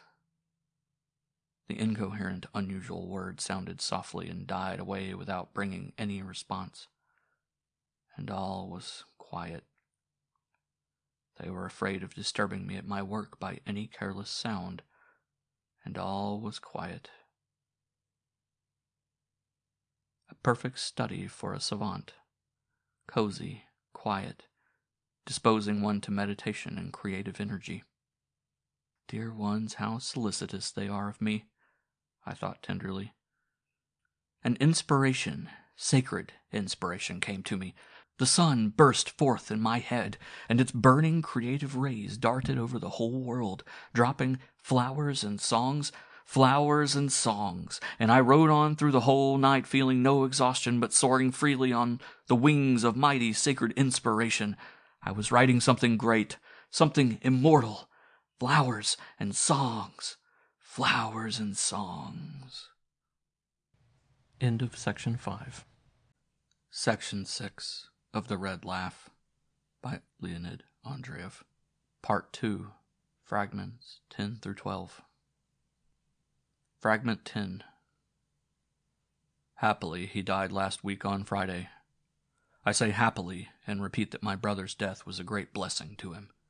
A cripple with no legs, palsied, with a smitten soul.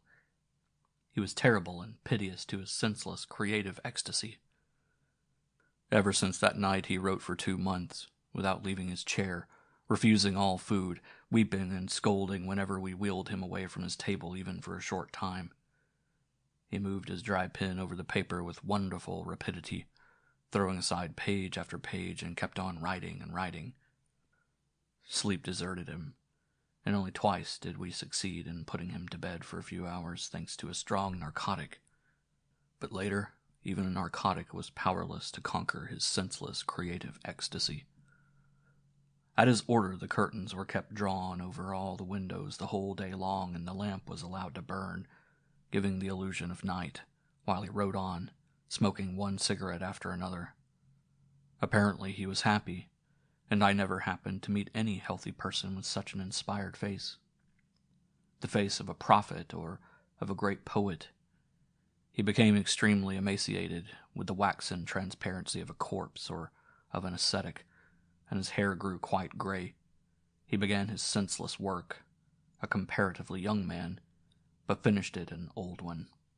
Sometimes he hurried on his work, writing more than usual, and his pen would stick into the pages and break, but he never noticed it. At such times one durst not touch him, for at the slightest contact he was overtaken by fits of tears and laughter. But sometimes, very rarely, he rested blissfully from his work and talked to me affably, each time asking the same questions. Who was I? What was my name? And since when had I taken up literature? And then he would condescendingly tell, always using the same words, what an absurd fright he had had at the thought that he had lost his memory and was incapable of work, and how splendidly he had refuted the insane supposition there and then by beginning his great immortal work about the flowers and songs.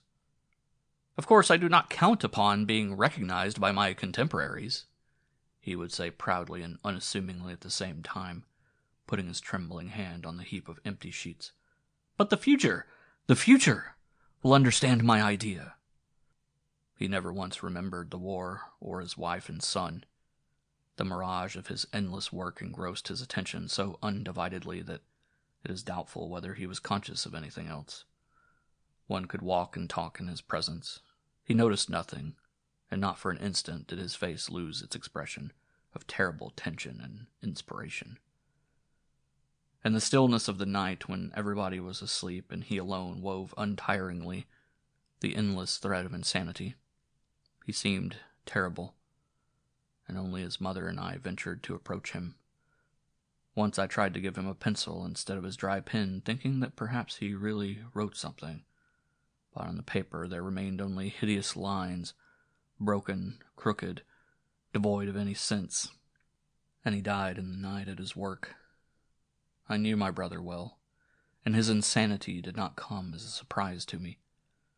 The passionate dream of work that filled all his letters from the war, and was the stay of his life after his return, had come into inevitable collision with the impotence of his exhausted, tortured brain, and bring about the catastrophe. And I believe I have succeeded in reconstructing with sufficient accuracy the successive feelings that brought him to the end during that fatal night. Generally speaking, all that I have written down concerning the war is founded upon the words of my dead brother, often very confused and incoherent. Only a few separate episodes were burst into his brain so deeply and indelibly that I could cite the very words that he used in telling me them. I loved him, and his death weighs upon me like a stone, oppressing my brain by its senselessness. It has added one more loop to the incomprehensible that envelops my head like a web, and has drawn it tight. The whole family is left for the country on a visit to some relatives, and I am alone in the house that my brother loved so. The servants have been paid off, and only the porter from the next door comes every morning to light the fires, while the rest of the time I am alone and resemble a fly caught between two window frames. Footnote: in Russia, the windows have double panes during the winter for the purpose of keeping out the cold. End of footnote. Plunging about and knocking myself against a transparent but insurmountable obstacle, and I know that I shall never leave the house. Now, when I am alone, the war possesses me wholly, and stands before me like an inscrutable mystery, like a terrible spirit to which I can give no form. I give it all sorts of shapes, of a headless skeleton on horseback, of a shapeless shadow born in a black thundercloud, mutely enveloping the earth, but not one of them can give me an answer and extinguish the cold, constant, blunt horror that possesses me.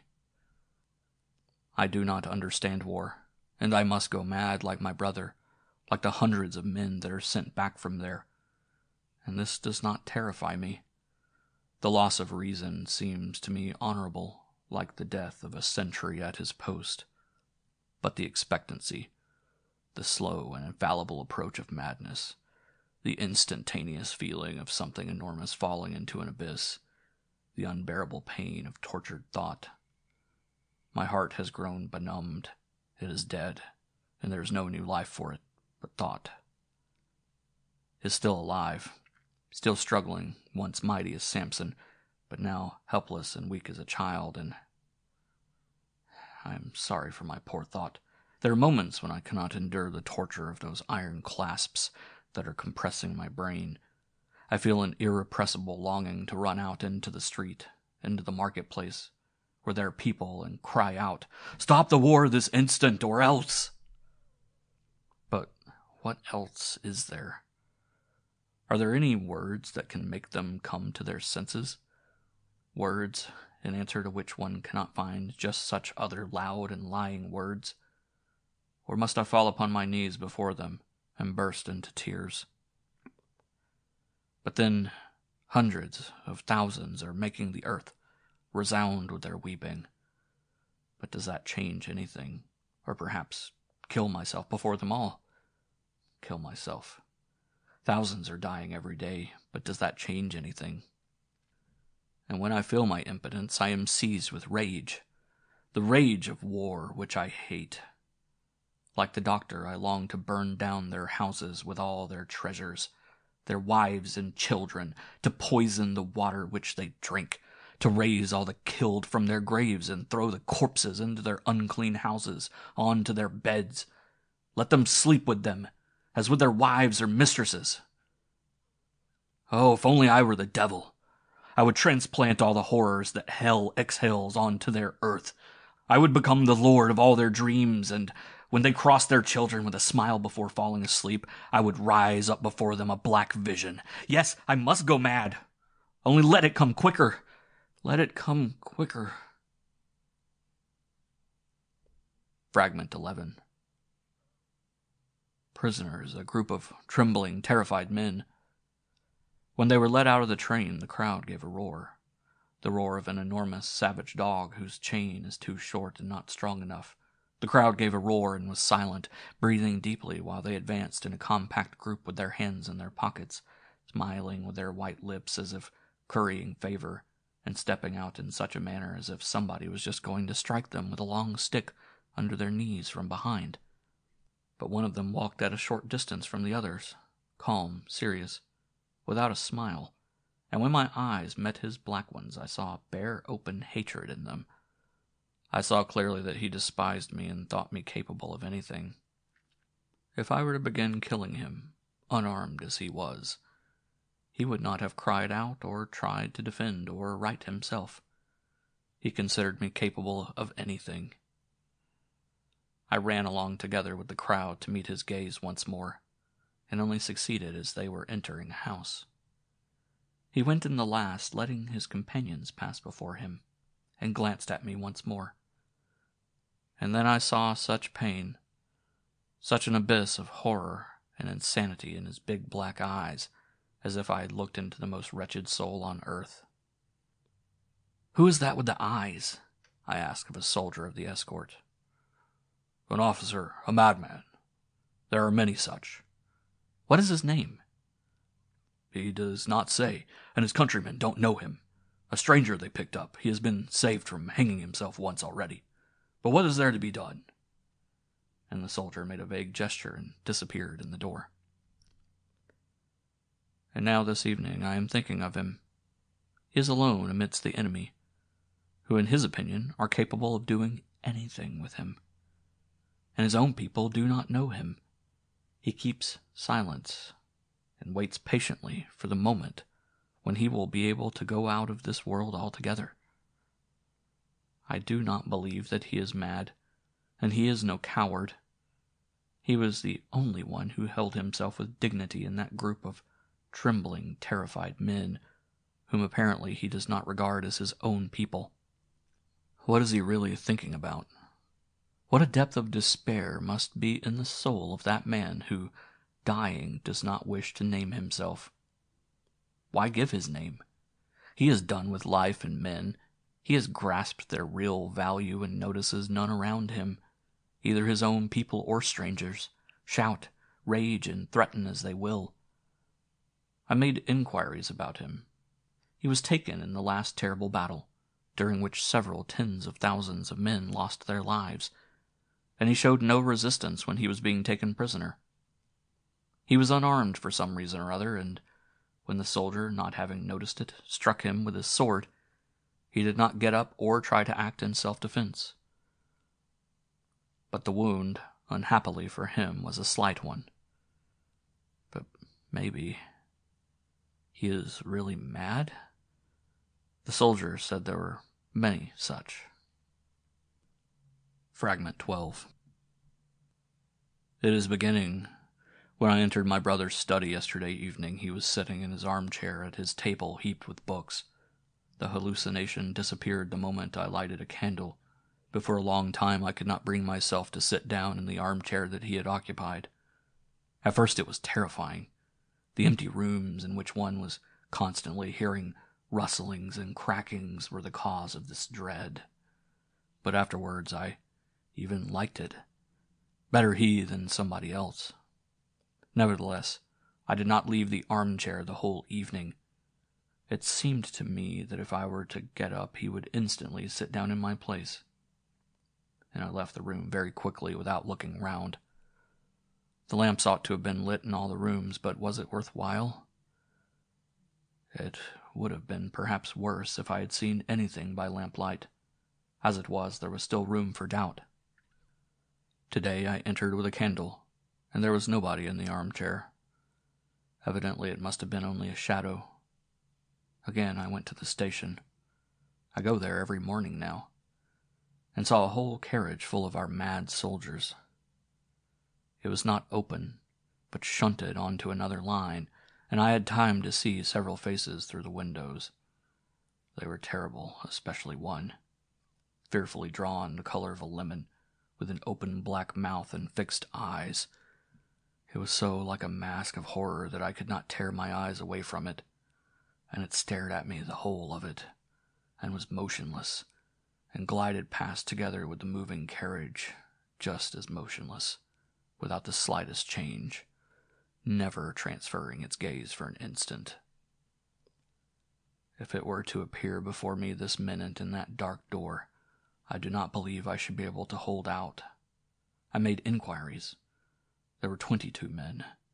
The infection is spreading. The papers are hushing up something, and I believe there is something wrong in our town, too. Black, closely shut carriages have made their appearance. I counted 6 during one day in different parts of the town. I suppose I shall also go off in one of them one of these days. And the papers clamor for fresh troops and more blood every day, and I am beginning to understand less and less what it all means. Yesterday I read an article full of suspicion, stating that there were many spies and traitors amongst the people, warning us to be cautious and mindful, and that the wrath of the people would not fail to find out the guilty. What guilty? And guilty of what? As I was returning from the station in the tram, I heard a strange conversation, I suppose in reference to the same article. "They ought to be all hung without any trial," said one, looking scrutinizingly at me and all the passengers. "Traitors ought to be hung, yes." "Without any mercy," confirmed the other. "They've been shown mercy enough." I jumped out of the tram. The war was making everybody shed tears, and they were crying too. Why? What did it mean? A blood mist seemed to have enveloped the earth, hiding it from our gaze. And I was beginning to think that the moment of the universal catastrophe was approaching. The red laugh that my brother saw. The madness was coming from over there, from those bloody, burnt-out fields, and I felt its cold breath in the air. I am a strong man and have none of those illnesses that corrupt the body, bringing in their train the corruption of the brain also. But I see the infection catching me, and half of my thoughts belong to me no longer. It is worse than the plague and its horrors. One can hide from the plague, take measures. But how can one hide from all-penetrating thought that knows neither distances nor obstacles? In the daytime I can still fight against it, but during the night I become, as everybody does, the slave of my dreams. And my dreams are terrible and full of madness. End of Section 6. Section 7 of The Red Laugh by Leonid Andreev. Part 2, Fragments 13 through 15. Universal mob fights, senseless and sanguinary. The slightest provocation gives rise to the most savage club law. Knives, stones, logs of wood coming into action, and it is all the same who is being killed. Red blood asks to be let loose, and flows willingly and plentifully. There were 6 of them, all peasants, and they were being led by 3 soldiers with loaded guns. In their quaint peasant's dress, simple and primitive like a savage's, with their quaint countenances that seemed as if made of clay and adorned with felted wool instead of hair, in the streets of a rich town, under the escort of disciplined soldiers. They resembled slaves of the antique world. They were being led off to the war, and they moved along in obedience to the bayonets as innocent and dull as cattle led to the slaughterhouse. In front walked a youth, tall, beardless, with a long gooseneck at the end of which was a motionless little head. His whole body was bent forward like a switch, and he stared at the ground under his feet so fixedly as if his gaze penetrated into the very depths of the earth. The last in the group was a man of small stature, bearded and middle-aged. He had no desire of resistance, and there was no thought in his eyes, but the earth attracted his feet, gripped them tightly, not letting them loose, and he advanced with his body thrown back as if struggling against a strong wind. And at each step the soldier gave him a push with the butt end of his rifle, and one leg, tearing itself from the earth, convulsively thrust itself forward, while the other still stuck tightly.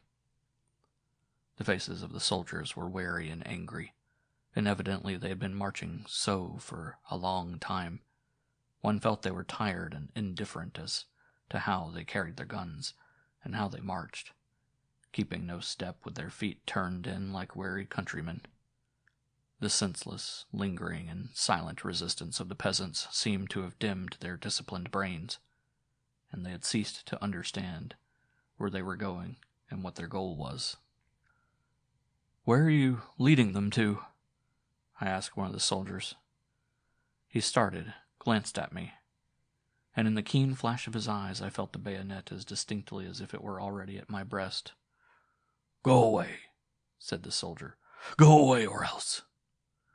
The middle-aged man took advantage of the moment and ran away.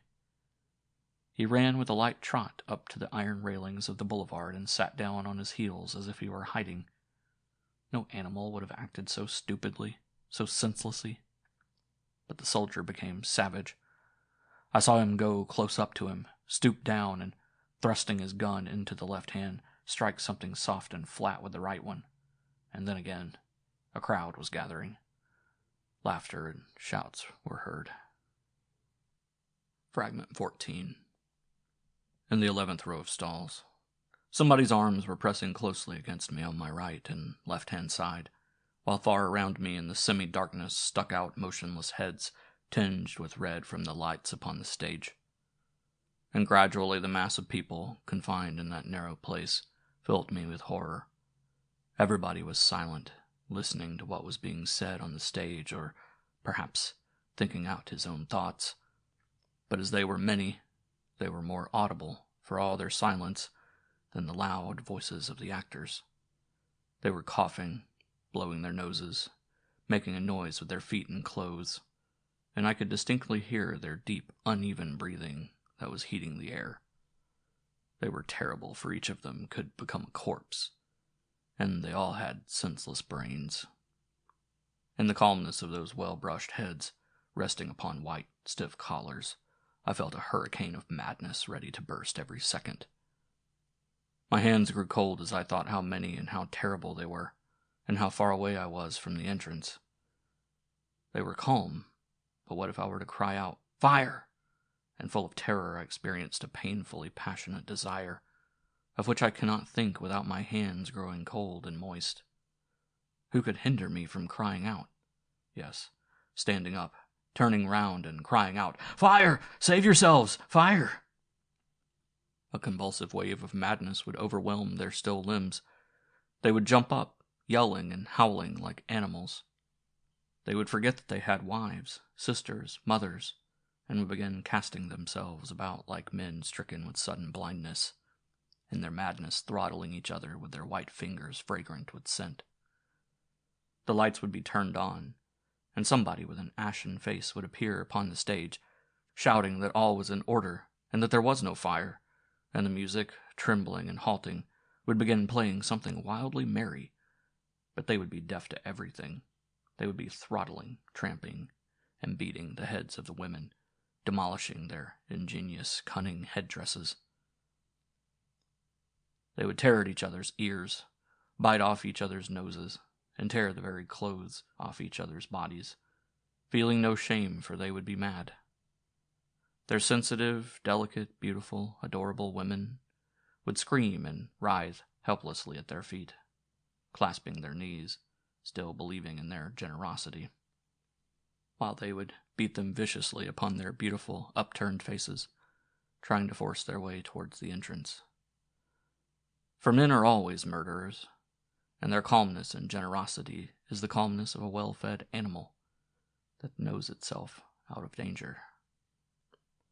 And when, having made corpses of half their number, they would gather at the entrance in a trembling, tattered group of shame-faced animals, with a false smile upon their lips, I would go on the stage and say with a laugh, "It has all happened because you killed my brother." Yes, I would say with a laugh, "It has all happened because you killed my brother." I must have whispered something aloud, for my neighbor on the right-hand side moved angrily in his chair and said, "Hush, you are interrupting." I felt merry and wanted to play a joke. Assuming a warning, severe expression, I stooped towards him. "What is it?" he asked suspiciously. "Why do you look at me so?" "Hush, I implore you," whispered I with my lips. "Do you not perceive a smell of burning? There is a fire in the theater." He had enough power of will and good sense not to cry out. His face grew pale, his eyes starting out of their sockets and almost protruding over his cheeks, enormous as bladders, but he did not cry out. He rose quietly and, without even thanking me, walked totteringly towards the entrance, convulsively keeping back his steps. He was afraid of the others guessing about the fire and preventing him getting away. Him, the only one worthy of being saved. I felt disgusted and left the theater also. Besides, I did not want to make known my incognito too soon. In the street, I looked towards that part of the sky where the war was raging. Everything was calm, and the night clouds, yellow from the lights of the town, were slowly and calmly drifting past. Perhaps it is only a dream, and there is no war, thought I, deceived by the stillness of the sky and town. But a boy sprang out from behind a corner, crying joyously, "A terrible battle! Enormous losses! Buy listed telegrams! Night telegrams!" I read it by the light of the street lamp. 4,000 dead. In the theater, I should say, there were not more than 1,000. And the whole way home I kept repeating 4,000 dead. Now I'm afraid of returning to my empty house. When I put my key into the lock and look at the dumb, flat door, I can feel all its dark, empty rooms behind it, which, however, the next minute a man in a hat would pass through, looking furtively around him. I know the way well. But on the stairs I begin lighting match after match until I find a candle. I never enter my brother's study, and it is locked with all that it contains, and I sleep in the dining room, whither I have shifted altogether. There I feel calmer, for the air seems to have still retained the traces of talking and laughter and the merry clang of dishes. Sometimes I distinctly hear the scraping of a dry pen. Fragment 15. That absurd and terrible dream. It seemed as if the skull had been taken off my brain and, bared and unprotected, it submissively and greedily imbibed all the horrors of those bloody and senseless days. I was lying curled up, occupying only 5 feet of space, while my thought embraced the whole world. I saw with the eyes of all mankind and listened with its ears. I died with the killed, sorrowed and wept with all that were wounded and left behind. And when blood flowed out of anybody's body, I felt the pain of the wound and suffered. Even all that had not happened and was far away. I saw as clearly as if it had happened and was close by, and there was no end to the sufferings of my bared brain. Those children, those innocent little children. I saw them in the street playing at war and chasing each other, and one of them was already crying in a high-pitched, childish voice, and something shrank within me from horror and disgust. And I went home. Night came on, and in fiery dreams resembling midnight conflagrations, those innocent little children changed into a band of child murderers. Something was ominously burning in a broad red glare, and in the smoke there swarmed monstrous, misshapen children, with heads of grown-up murderers. They were jumping lightly and nimbly, like young goats at play, and were breathing with difficulty like sick people. Their mouths, resembling the jaws of toads or frogs, opened widely and convulsively. Behind the transparent skin of their naked bodies, the red blood was coursing angrily. And they were killing each other at play. They were the most terrible of all that I had seen, for they were little and could penetrate everywhere. I was looking out of the window, and one of the little ones noticed me, smiled, and with his eyes asked me to let him in. "I want to go to you," he said. "You will kill me." "I want to go to you," he said, growing suddenly pale, and began scrambling up the white wall like a rat, just like a hungry rat. He kept losing his footing, and squealed and darted about the wall with such rapidity that I could not follow his impetuous sudden movements. "He can crawl in under the door," said I to myself with horror. And as if he had guessed my thought, he grew thin and long, and waving the end of his tail rapidly, he crawled into the dark crack under the front door. But I had time to hide myself under the blanket, and heard him searching for me in the dark rooms, cautiously, stepping along with his tiny bare feet. He approached my room very slowly, stopping now and then, and at last entered it. But I did not hear any sound, either rustle or movement, for a long time, as if there was nobody near my bed, and then somebody's little hand began lifting up the edge of the coverlet, and I could feel the cold air of the room upon my face and chest. I held the blanket tightly, but it persisted in lifting itself up on all sides, and all of a sudden my feet became so cold, as if I had dipped them into water. Now they were lying unprotected in the chill darkness of the room, and he was looking at them. In the yard behind the house, a dog barked and was silent, and I heard the trail of its chain as it went into its kennel. But he still watched my naked feet and kept silence. I knew he was there, by the unendurable horror that was binding me like death with a stony, sepulchral immobility. If I could have cried out, I would have awakened the whole town, the whole world. But my voice was dead within me, and I lay submissive and motionless, feeling the little cold hands moving over my body and nearing my throat. "I cannot," I groaned, gasping, and waking up for an instant, I saw the vigilant darkness of the night, mysterious and living, and again I believe I fell asleep. "Don't fear," said my brother, sitting down upon my bed, and the bed creaked, so heavy he was dead. "Never fear. You see, it is a dream. You only imagine that you are being strangled, while in reality you are asleep in the dark rooms, where there is not a soul, and I am in my study writing. Nobody understood what I wrote about, and you derided me as one insane. But now I will tell you the truth. I am writing about the red laugh. Do you see it?"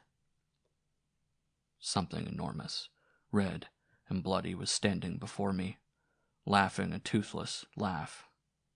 That is the red laugh. When the earth goes mad, it begins to laugh like that. You know, the earth has gone mad. There are no more flowers or songs on it. It has become round, smooth, and red like a scalped head. Do you see it? Yes, I see it. It is laughing. Look what its brain is like. It is red like bloody porridge, and is muddled. It is crying out. Well, it is in pain. It has no flowers or songs. And now, let me lie down upon you. You are heavy, and I am afraid. We, the dead, lie down on the living. Do you feel warm? Yes. Are you comfortable? I am dying. Awake and cry out. Awake and cry out. I am going away. End of Section 7. Section 8 of The Red Laugh by Leonid Andreev. Part 2, Fragments 16 through 18. Fragment 16. Today is the 8th day of the battle. It began last Friday, and Saturday, Sunday, Monday, Tuesday, Wednesday, and Thursday have passed. And Friday has come again and is gone. And it is still going on, both armies. Hundreds of thousands of men are standing in front of each other, never flinching, sending explosive, crashing projectiles without stopping. And every instant living men are turning into corpses. The roar and incessant vibration of the air has made the very sky shudder and gather black thunderclouds above their heads, while they continue to stand in front of each other, never flinching and still killing each other. If a man does not sleep for 3 nights, he becomes ill and loses his memory. But they have not slept for a whole week and are all mad. That is why they feel no pain, do not retreat, and go on fighting until they have killed all to the last man. They say that some of the detachments came to the end of their ammunition, but still they fought on, using their fists and stones, and biting at each other like dogs. If the remnants of those regiments return home, they will have canine teeth like wolves. But they will not return. They have gone mad and die, every man of them. They have gone mad. Everything is muddled in their heads, and they cease to understand anything. If they were to be turned round suddenly and sharply, they would begin firing at their own men, thinking that they were firing at the enemy. Strange rumors that are told in a whisper, those repeating them turning white from horror and dreadful forebodings. Brother, listen what is being told of the Red Laugh. They say phantom regiments have appeared, large bands of shadows, the exact copy of living men. At night, when the men forget themselves for an instant in sleep, or in the thick of the day's fight, when the bright day itself seems a phantom, they suddenly appear, firing out of phantom guns, filling the air with phantom noises, and men, living but insane men, astounded by the suddenness of the attack, fight to the death against the phantom enemy. Go mad from horror, become gray in an instant, and die. The phantoms disappear as suddenly as they appear, and all becomes still, while the earth is strewn with fresh, mutilated bodies. Who killed them? You know, brother, who killed them. When there is a lull between 2 battles and the enemy is far off, suddenly in the darkness of the night there resounds a solitary, frightened shot, and all jump up and begin firing into the darkness, into the silent, dumb darkness. For a long time, for whole hours. Whom do they see there? Whose terrible, silent shape, full of horror and madness, appears before them? You know, brother, and I know. But men do not know yet. But they have a foreboding and ask, turning pale, why are there so many madmen? Before there never used to be so many. Before there never used to be so many madmen, they say, turning pale, trying to believe that now it is as before, and that the universal violence done to the brains of humanity would have no effect upon their weak little intellects. Why, men fought before and always have fought, and nothing of the sort happened. Strife is a law of nature, they say with conviction and calmness, growing pale nevertheless, seeking for the doctor with their eyes and calling out hurriedly, "Water! Quick, a glass of water!" They would willingly become idiots, those people, only not to feel their intellect reeling and their reason succumbing in the hopeless combat with insanity. In those days when men over there were constantly being turned into corpses, I could find no peace and sought the society of my fellow men. And I heard many conversations and saw many false smiling faces that asserted that the war was far off and in no way concerned with them. But much oftener I met naked, frank horror, hopeless, bitter tears, and frenzied cries of despair, when the great mind itself cried out of man its last prayer, its last curse with all the intensity of its power. "Whenever will this senseless carnage end?" At some friends, whom I had not seen for a long time, perhaps several years, I unexpectedly met a mad officer, invalided from the war. He was a schoolfellow of mine, but I did not recognize him. If he had lain for a year in his grave, he would have returned more like himself than he was then. His hair was gray and his face quite white. His features were but little changed, but he was always silent and seemed to be listening to something. And this stamped upon his face a look of such formidable remoteness, such indifference to all around him, that it was fearful to talk to him. His relatives were told he went mad in the following circumstances. They were in the reserve, while the neighboring regiment was ordered to make a bayonet charge. The men rushed, shouting, "Hurrah!" so loudly as almost to drown the noise of the cannon. And suddenly the guns ceased firing, the hurrah ceased also, and a sepulchral stillness ensued. They had run up to the enemy, and were charging him with their bayonets. And his reason succumbed to that stillness. Now he is calm when people make a noise around him, talk and shout. He listens and waits.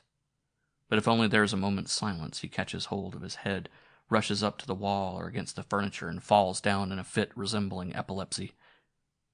He has many relations, and they take turns, and surround him with sound. But there remain the nights, long, solitary nights. But here his father, a gray-haired old man, slightly wandering in his mind too, helped. He hung the walls of his son's room with loudly ticking clocks that constantly struck the hour at different times, and at present he is arranging a wheel resembling an incessantly going rattle. None of them lose hope that he will recover, as he is only 27, and their house is even gay. He is dressed very cleanly, not in his uniform. Great care is taken of his appearance, and he is even handsome with his white hair, young, thoughtful face, and well-bred, slow, tired movements. When I was told all, I went up and kissed his hand, his white, languid hand, which will never more be lifted for a blow, and this did not seem to surprise anybody very much. Only his young sister smiled at me with her eyes, and afterward showed me such attention that it seemed as if I were her betrothed, and she loved me more than anybody in the world. She showed me such attention that I very nearly told her about my dark, empty rooms in which I am worse than alone. Miserable heart that never loses hope. And she managed that we remain alone. "How pale you are, and what dark rings you have under your eyes," she said kindly. "Are you ill? Are you grieving for your brother?" "I am grieving for everybody, and I do not feel well." "I know why you kissed my brother's hand. They did not understand. Because he is mad, yes?" "Yes, because he is mad." She grew thoughtful and looked very much like her brother, only younger. "And will you—" She stopped and blushed, but did not lower her eyes. "Will you let me kiss your hand?" I kneeled before her and said, "Bless me." She paled slightly, drew back, and whispered with her, "I also." For an instant her hand touched my head, and the instant was gone. "Do you know," she said, "I am leaving for the war." "Go? But you will not be able to bear it." "I do not know, but they need help, the same as you or my brother. It is not their fault. Will you remember me?" "Yes, and you?" "And I will remember you too. Goodbye." "Goodbye forever." and I grew calm and felt happier, as if I had passed through the most terrible that there is in death and madness. And yesterday, for the first time, I entered my house calmly without any fear, and opened my brother's study and sat for a long time at his table. And when in the night I suddenly awoke as if from a push, and heard the scraping of the dry pen upon the paper, I was not frightened, but thought to myself almost with a smile, "Work on, brother, work on. Your pen is not dry, it is steeped in living human blood. Let your paper seem empty. In its ominous emptiness it is more eloquent of war and reason than all that is written by the most clever men. Work on, brother, work on." And this morning I read that the battle is still raging, and again I was possessed with a dread fear and a feeling of something falling upon my brain. It is coming. It is near. It is already standing upon the threshold of these empty, light rooms. Remember me, dear girl. I am going mad. 30,000 dead. 30,000 dead. Fragment 17. A fight is going on in the town. There are dark and fearful rumors. Fragment 18. This morning, looking through the endless list of killed in the newspaper, I saw a familiar name. My sister's affianced husband, an officer called for military service at the same time as my dead brother was killed. And an hour later, the postman handed me a letter addressed to my brother, and I recognized the handwriting of the deceased on the envelope. The dead was writing to the dead. But still it was better so than the dead writing to the living. A mother was pointed out to me who kept receiving letters from her son for a whole month after she had read of his terrible death in the papers. He had been torn to pieces by a shell. He was a fond son, and each letter was full of endearing and encouraging words and youthful, naive hopes of happiness. He was dead, but wrote of life with a fearful accuracy every day, and the mother ceased to believe in his death. And when a day passed without any letter, then a second and a third, and the endless silence of death ensued, she took a large, old-fashioned revolver belonging to her son in both hands and shot herself in the breast. I believe she survived, but I am not sure. I never heard. I looked at the envelope for a long time and thought, he held it in his hands. He bought it somewhere. He gave the money to pay for it, and a servant went to fetch it from some shop. He sealed and perhaps posted it himself. Then the wheel of the complex machine called post came into action, and the letter glided past forests, fields, and towns, passing from hand to hand, but rushing infallibly towards its destination. He put on his boots that morning while it went gliding on. He was killed, but it glided on. He was thrown into a pit and covered up with dead bodies and earth, while it still glided on past forests, fields, and towns, a living phantom in a gray stamped envelope. And now I was holding it in my hands. Here are the contents of the letter.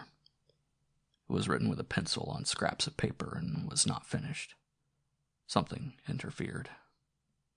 Only now do I understand the great joy of war, the ancient primitive delight of killing man. Clever, scheming, artful man, immeasurably more interesting than the most ravenous animal. To be ever taking life is as good as playing at lawn tennis with planets and stars. Poor friend, what a pity you are not with us, but are constrained to weary away your time amidst an unleavened daily existence. In an atmosphere of death, you would have found all that your restless, noble heart yearned for. A bloody feast! What truth there is in this somewhat hackneyed comparison. We go about up to our knees in blood, and this red wine, as my jolly men call it in jest, makes our heads swim. To drink the blood of one's enemy is not at all such a stupid custom as we think. They knew what they were doing. The crows are cawing. Do you hear? The crows are cawing. From whence have they all gathered? The sky is black with them. They settle down beside us, having lost all fear, and follow us everywhere. and we are always underneath them like a black lace sunshade or a moving tree with black leaves. One of them approached quite close to my face and wanted to peck at it. He thought, most probably, that I was dead. The crows are cawing, and this troubles me a little. From whence have they all gathered? Yesterday we stabbed them all sleeping. We approached stealthily, scarcely touching the ground with our feet, as if we were stalking wild ducks. We stole up to them so skillfully and cautiously that we did not touch a corpse, and did not scare one single crow. We stole up like shadows, and the night hid us. I killed the sentry myself, knocked him down and strangled him with my hands so as not to let him cry out. You understand, the slightest sound, and all would have been lost. But he did not cry out. He had no time, I believe, even to guess that he was being killed. They were all sleeping around the smoldering fires, sleeping peacefully as if they were at home in their beds. We hacked about us for more than an hour, and only a few had time to awake before they received their death blow. They howled and, of course, begged for mercy. They used their teeth. One bit off a finger on my left hand, with which I was incautiously holding his head. He bit off my finger, but I twisted his head clean off. How do you think? Are we quits? How they did not all wake up, I cannot imagine. One could hear their bones crackling and their bodies being hacked. Afterwards, we stripped all naked and divided their clothes amongst ourselves. My friend, don't get angry over a joke. With your susceptibility, you will say this savors of marauding. But then we are almost naked ourselves. Our clothes are quite worn out. I have been wearing a woman's jacket for a long time and resemble more than an officer of a victorious army. By the by, you are, I believe, married, and it is not quite right for you to read such things. But you understand. Women, damn it, I am young and thirst for love. Stop a minute. I believe it was you who was engaged to be married. It was you, was it not, who showed me the portrait of a young girl and told me she was your promised bride? And there was something sad, something very sad and mournful underneath it, and you cried. That was a long time ago, and I remember it but confusedly. There's no time for softness at war. And you cried. What did you cry about? What was there written that was as sad and mournful as a drooping flower? And you kept crying and crying. Were you not ashamed, an officer, to cry? The crows are cawing. Do you hear, friend? The crows are cawing. What do they want? Further on, the pencil-written lines were effaced, and it was impossible to decipher the signature.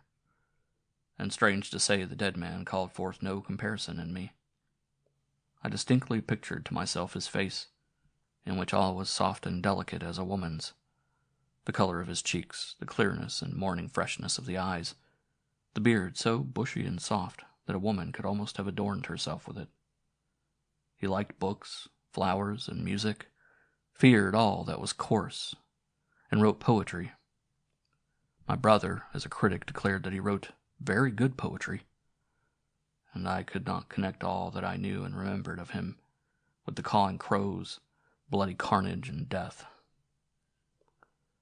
The crows are cawing. And suddenly, for one mad, unutterably happy instant, I clearly saw that all was a lie, and that there was no war. There were no killed, no corpses. There was no anguish of reeling, helpless thought. I was sleeping on my back and seeing a dream, as I used to in my childhood. The silent, dread rooms, devastated by death and terror, and myself with a wild letter in my hand. My brother was living, and they were all sitting at the tea table, and I could hear the noise of the crockery. The crows are cawing. No, it is but true. Unhappy earth, it is true. The crows are cawing.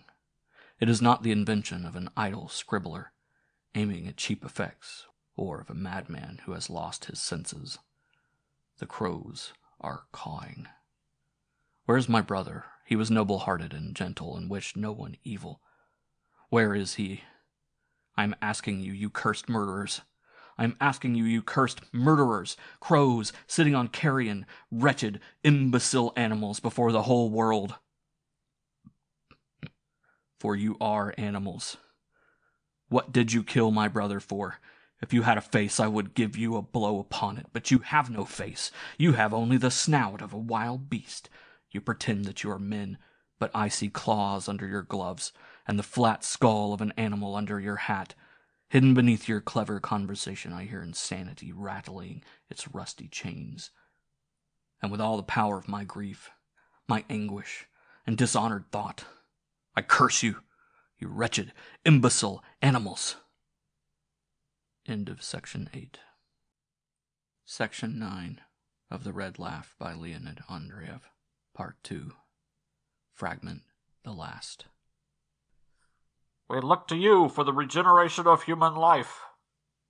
So shouted a speaker, holding on with difficulty to a small pillar, balancing himself with his arm and waving a flag with a large inscription half hidden in its folds. Down with the war.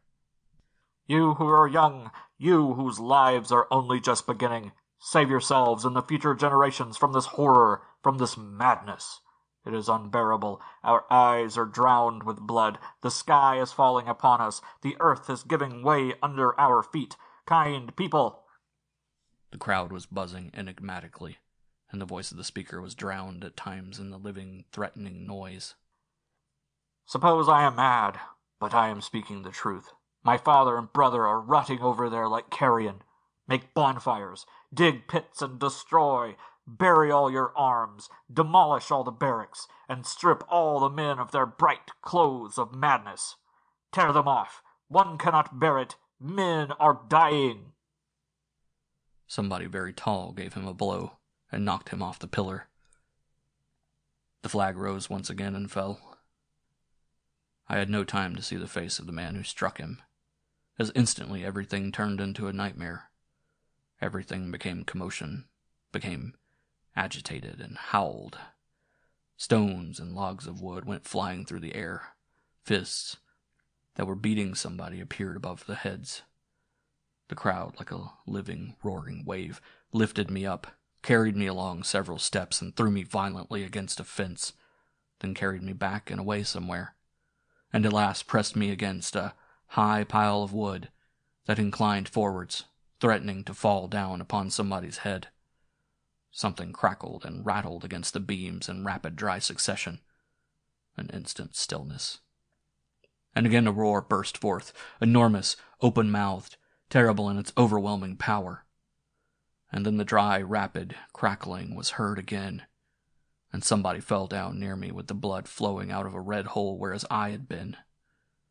And a heavy log of wood came whirling through the air and struck me in the face, and I fell down and began crawling, whither I knew not, amidst the trampling feet, and came to an open space.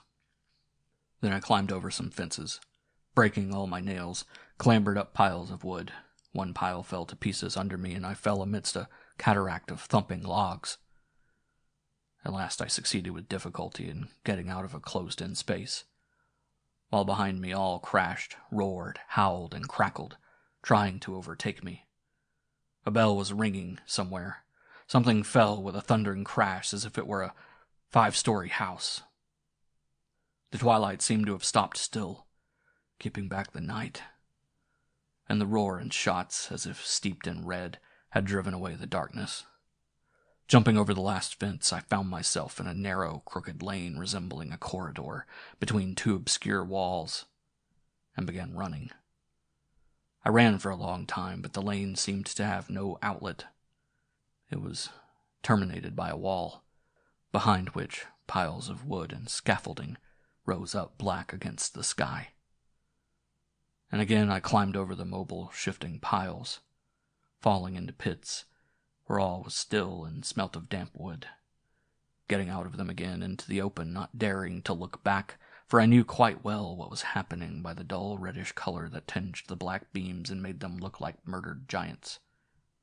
My smashed face had stopped bleeding, and felt numbed and strange like a mask of plaster, and the pain had almost quite disappeared.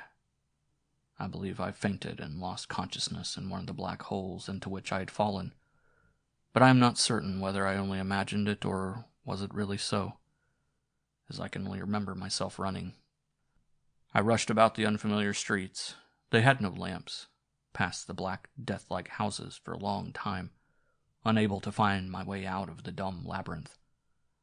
I ought to have stopped and looked around me to define the necessary direction, but it was impossible to do so. The still, distant din and howl was following at my heels and gradually overtaking me. Sometimes, at a sudden turning, it struck me in the face, red and enveloped in clouds of livid, curling smoke. And then I turned back and rushed on until it was at my back once more. At one corner I saw a strip of light, then disappeared at my approach. It was a shop that was being hastily closed. I caught a glimpse of the counter and a barrel through a wide chink, but suddenly all became enveloped in a silent, crouching gloom. Not far from the shop I met a man who was running towards me, and we almost collided in the darkness, stopping short at the distance of 2 steps from each other. I do not know who he was. I only saw the dark, alert outline. "Are you coming from over there?" he asked. "Yes." "And where are you running to?" "Home." "Ah, home?" He was silent for an instant and suddenly flung himself upon me, trying to bring me to the ground, and his cold fingers searched hungrily for my throat, but got entangled in my clothes. I bit his hand, loosened myself from his grip, and set off running through the deserted streets with him after me, stamping loudly with his boots, for a long time. Then he stopped. I suppose the bite hurt him. I do not know how I hit upon my street. It had no lamps either, and the houses had not a single light, as if they were dead. And I would have run past without recognizing it, if I had not, by chance, lifted my eyes and seen my house. But I hesitated for some time. The house in which I had lived for so many years seemed to me unfamiliar in that strange dead street, in which my loud breathing awakened an extraordinary and mournful echo. Then I was seized by a sudden wild terror at the thought that I had lost my key when I fell, and I found it with difficulty, although it was there all the time in the pocket of my coat. And when I turned the lock, the echo repeated the sound so loudly and extraordinarily, as if all the doors of those dead houses in the whole street had opened simultaneously. At first I hid myself in the cellar, but it was terrible and dull down there, and something began darting before my eyes, so I quietly stole into the rooms. Groping my way in the dark, I locked all the doors, and after a short meditation decided to barricade them with the furniture. But the sound of the furniture being moved was terribly loud in the empty rooms and terrified me. "I shall await death thus, it's all the same," I decided. There was some water, very warm water, in the water jug, and I washed my face in the dark and wiped it with a sheet. The parts that were smashed galled and smarted much, and I felt a desire to look at myself in the looking-glass. I lit a match, and in its uneven, faint light, there glanced at me from out of the darkness something so hideous and terrible that I hastily threw the match upon the floor. I believe my nose was broken. "It makes no difference now," said I to myself. "Nobody will mind." And I felt gay, with strange grimaces and contortions of the body, as if I were personating a thief on the stage. I went into the larder and began searching for food. I clearly saw the unsuitableness of all my grimaces, but it pleased me so, and I ate with the same contortions, pretending that I was very hungry. But the darkness and quiet frightened me. I opened the window into the yard and began listening. At first, probably as the traffic had ceased, all seemed to me to be quite still, and I heard no shots. But soon I clearly distinguished a distant din of voices, shouts, the crash of something falling, a laugh. The sounds grew louder perceptibly. I looked at the sky. It was livid, and sweeping past rapidly. And the coach house opposite me, and the paving of the streets, and the dog's kennel. All were tinged with the same reddish glare. I called to the dog softly, "Neptune," but nothing stirred in the kennel, and near it I distinguished in the livid light a shining piece of broken chain. The distant cries and noise of something falling kept on growing, and I shut the window. "They are coming here," I said to myself, and began looking for some place to hide myself. I opened the stoves, fumbled at the grate, opened the cupboards, but they would not do. I made the round of all the rooms, excepting the study into which I did not want to look. I knew he was sitting in his armchair at his table, heaped with books, and this was unpleasant to me at that moment. Gradually it began to appear that I was not alone. Around me people were silent, moving about in the darkness. They almost touched me, and once somebody's breath sent a cold chill through the back of my head. "Who is there?" I asked in a whisper, but nobody answered. And when I moved on, they followed me, silent and terrible. I knew that it was only a hallucination because I was ill and apparently feverish, but I could not conquer my fear, from which I was trembling all over, as if I had the ague. I felt my head. It was hot as if on fire. "I had better go there," said I to myself.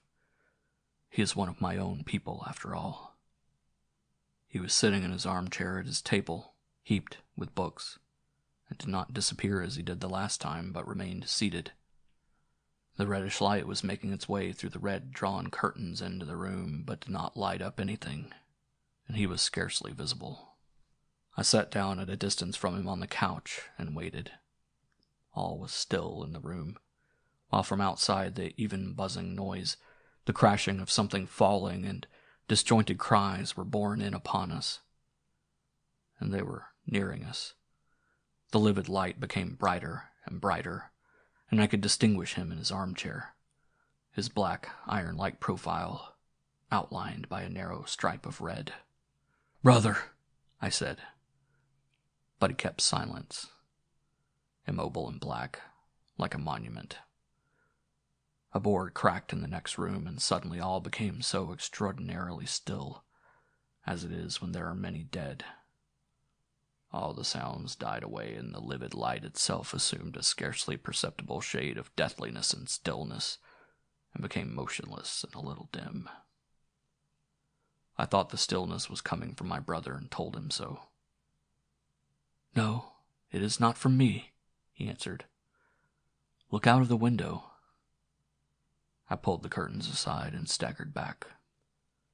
"So that's what it is," said I. "Call my wife. She has not seen that yet," ordered my brother. She was sitting in the dining room, sewing something, and, seeing my face, rose obediently, stuck her needle into her work, and followed me. I pulled back the curtains from all the windows, and the livid light flowed in through the broad openings unhindered, but somehow did not make the room any lighter. It was just as dark, and only the big red squares of the windows burned brightly. We went up to the window. Before the house there stretched an even, fiery red sky without a single cloud, star, or sun, and ended at the horizon, while below it lay just such an even dark red field, and it was covered with dead bodies. All the corpses were naked and lay with their legs towards us, so that we could only see their feet and triangular heads, and all was still. Apparently they were all dead, and there were no wounded left behind in that endless field. "Their number is growing," said my brother. He was standing at the window also, and all were there. My mother, sister, and everybody that lived in the house. I could not distinguish their faces, and could recognize them only by their voices. "It only seems so," said my sister. "No, it's true, just look." And truly there seemed to be more bodies. We looked attentively for the reason and found it. At the side of a corpse where there was a free space, a fresh corpse suddenly appeared. Apparently the earth was throwing them up, and all the unoccupied spaces filled rapidly, and the earth grew lighter from the light pink bodies, that were lying side by side with their feet towards us. And the room grew lighter, filled with a light pink, dead light. "Look, there's not enough room for them," said my brother, and my mother answered, "There is one here already." We looked round. Behind us on the floor lay a naked, light pink body with its head thrown back. And instantly at its side there appeared a second and a third, and the earth threw them up one after the other, and soon the orderly rows of light pink dead bodies filled all the rooms. "They are in the nursery too," said the nurse. "I saw them." "We must go away," said my sister. "But we cannot pass," said my brother. "Look!" And sure enough, they were lying close together, arm to arm, and their naked feet were touching us. And suddenly they stirred and swayed and rose up in the same orderly rows. The earth was throwing up new bodies, and they were lifting the first ones upwards. "They will smother us," said I. "Let us save ourselves through the window." "We cannot," cried my brother. "We cannot. Look what is there." Behind the window, in a livid, motionless light, stood the red laugh. End of section 9. End of The Red Laugh by Leonid Andreev.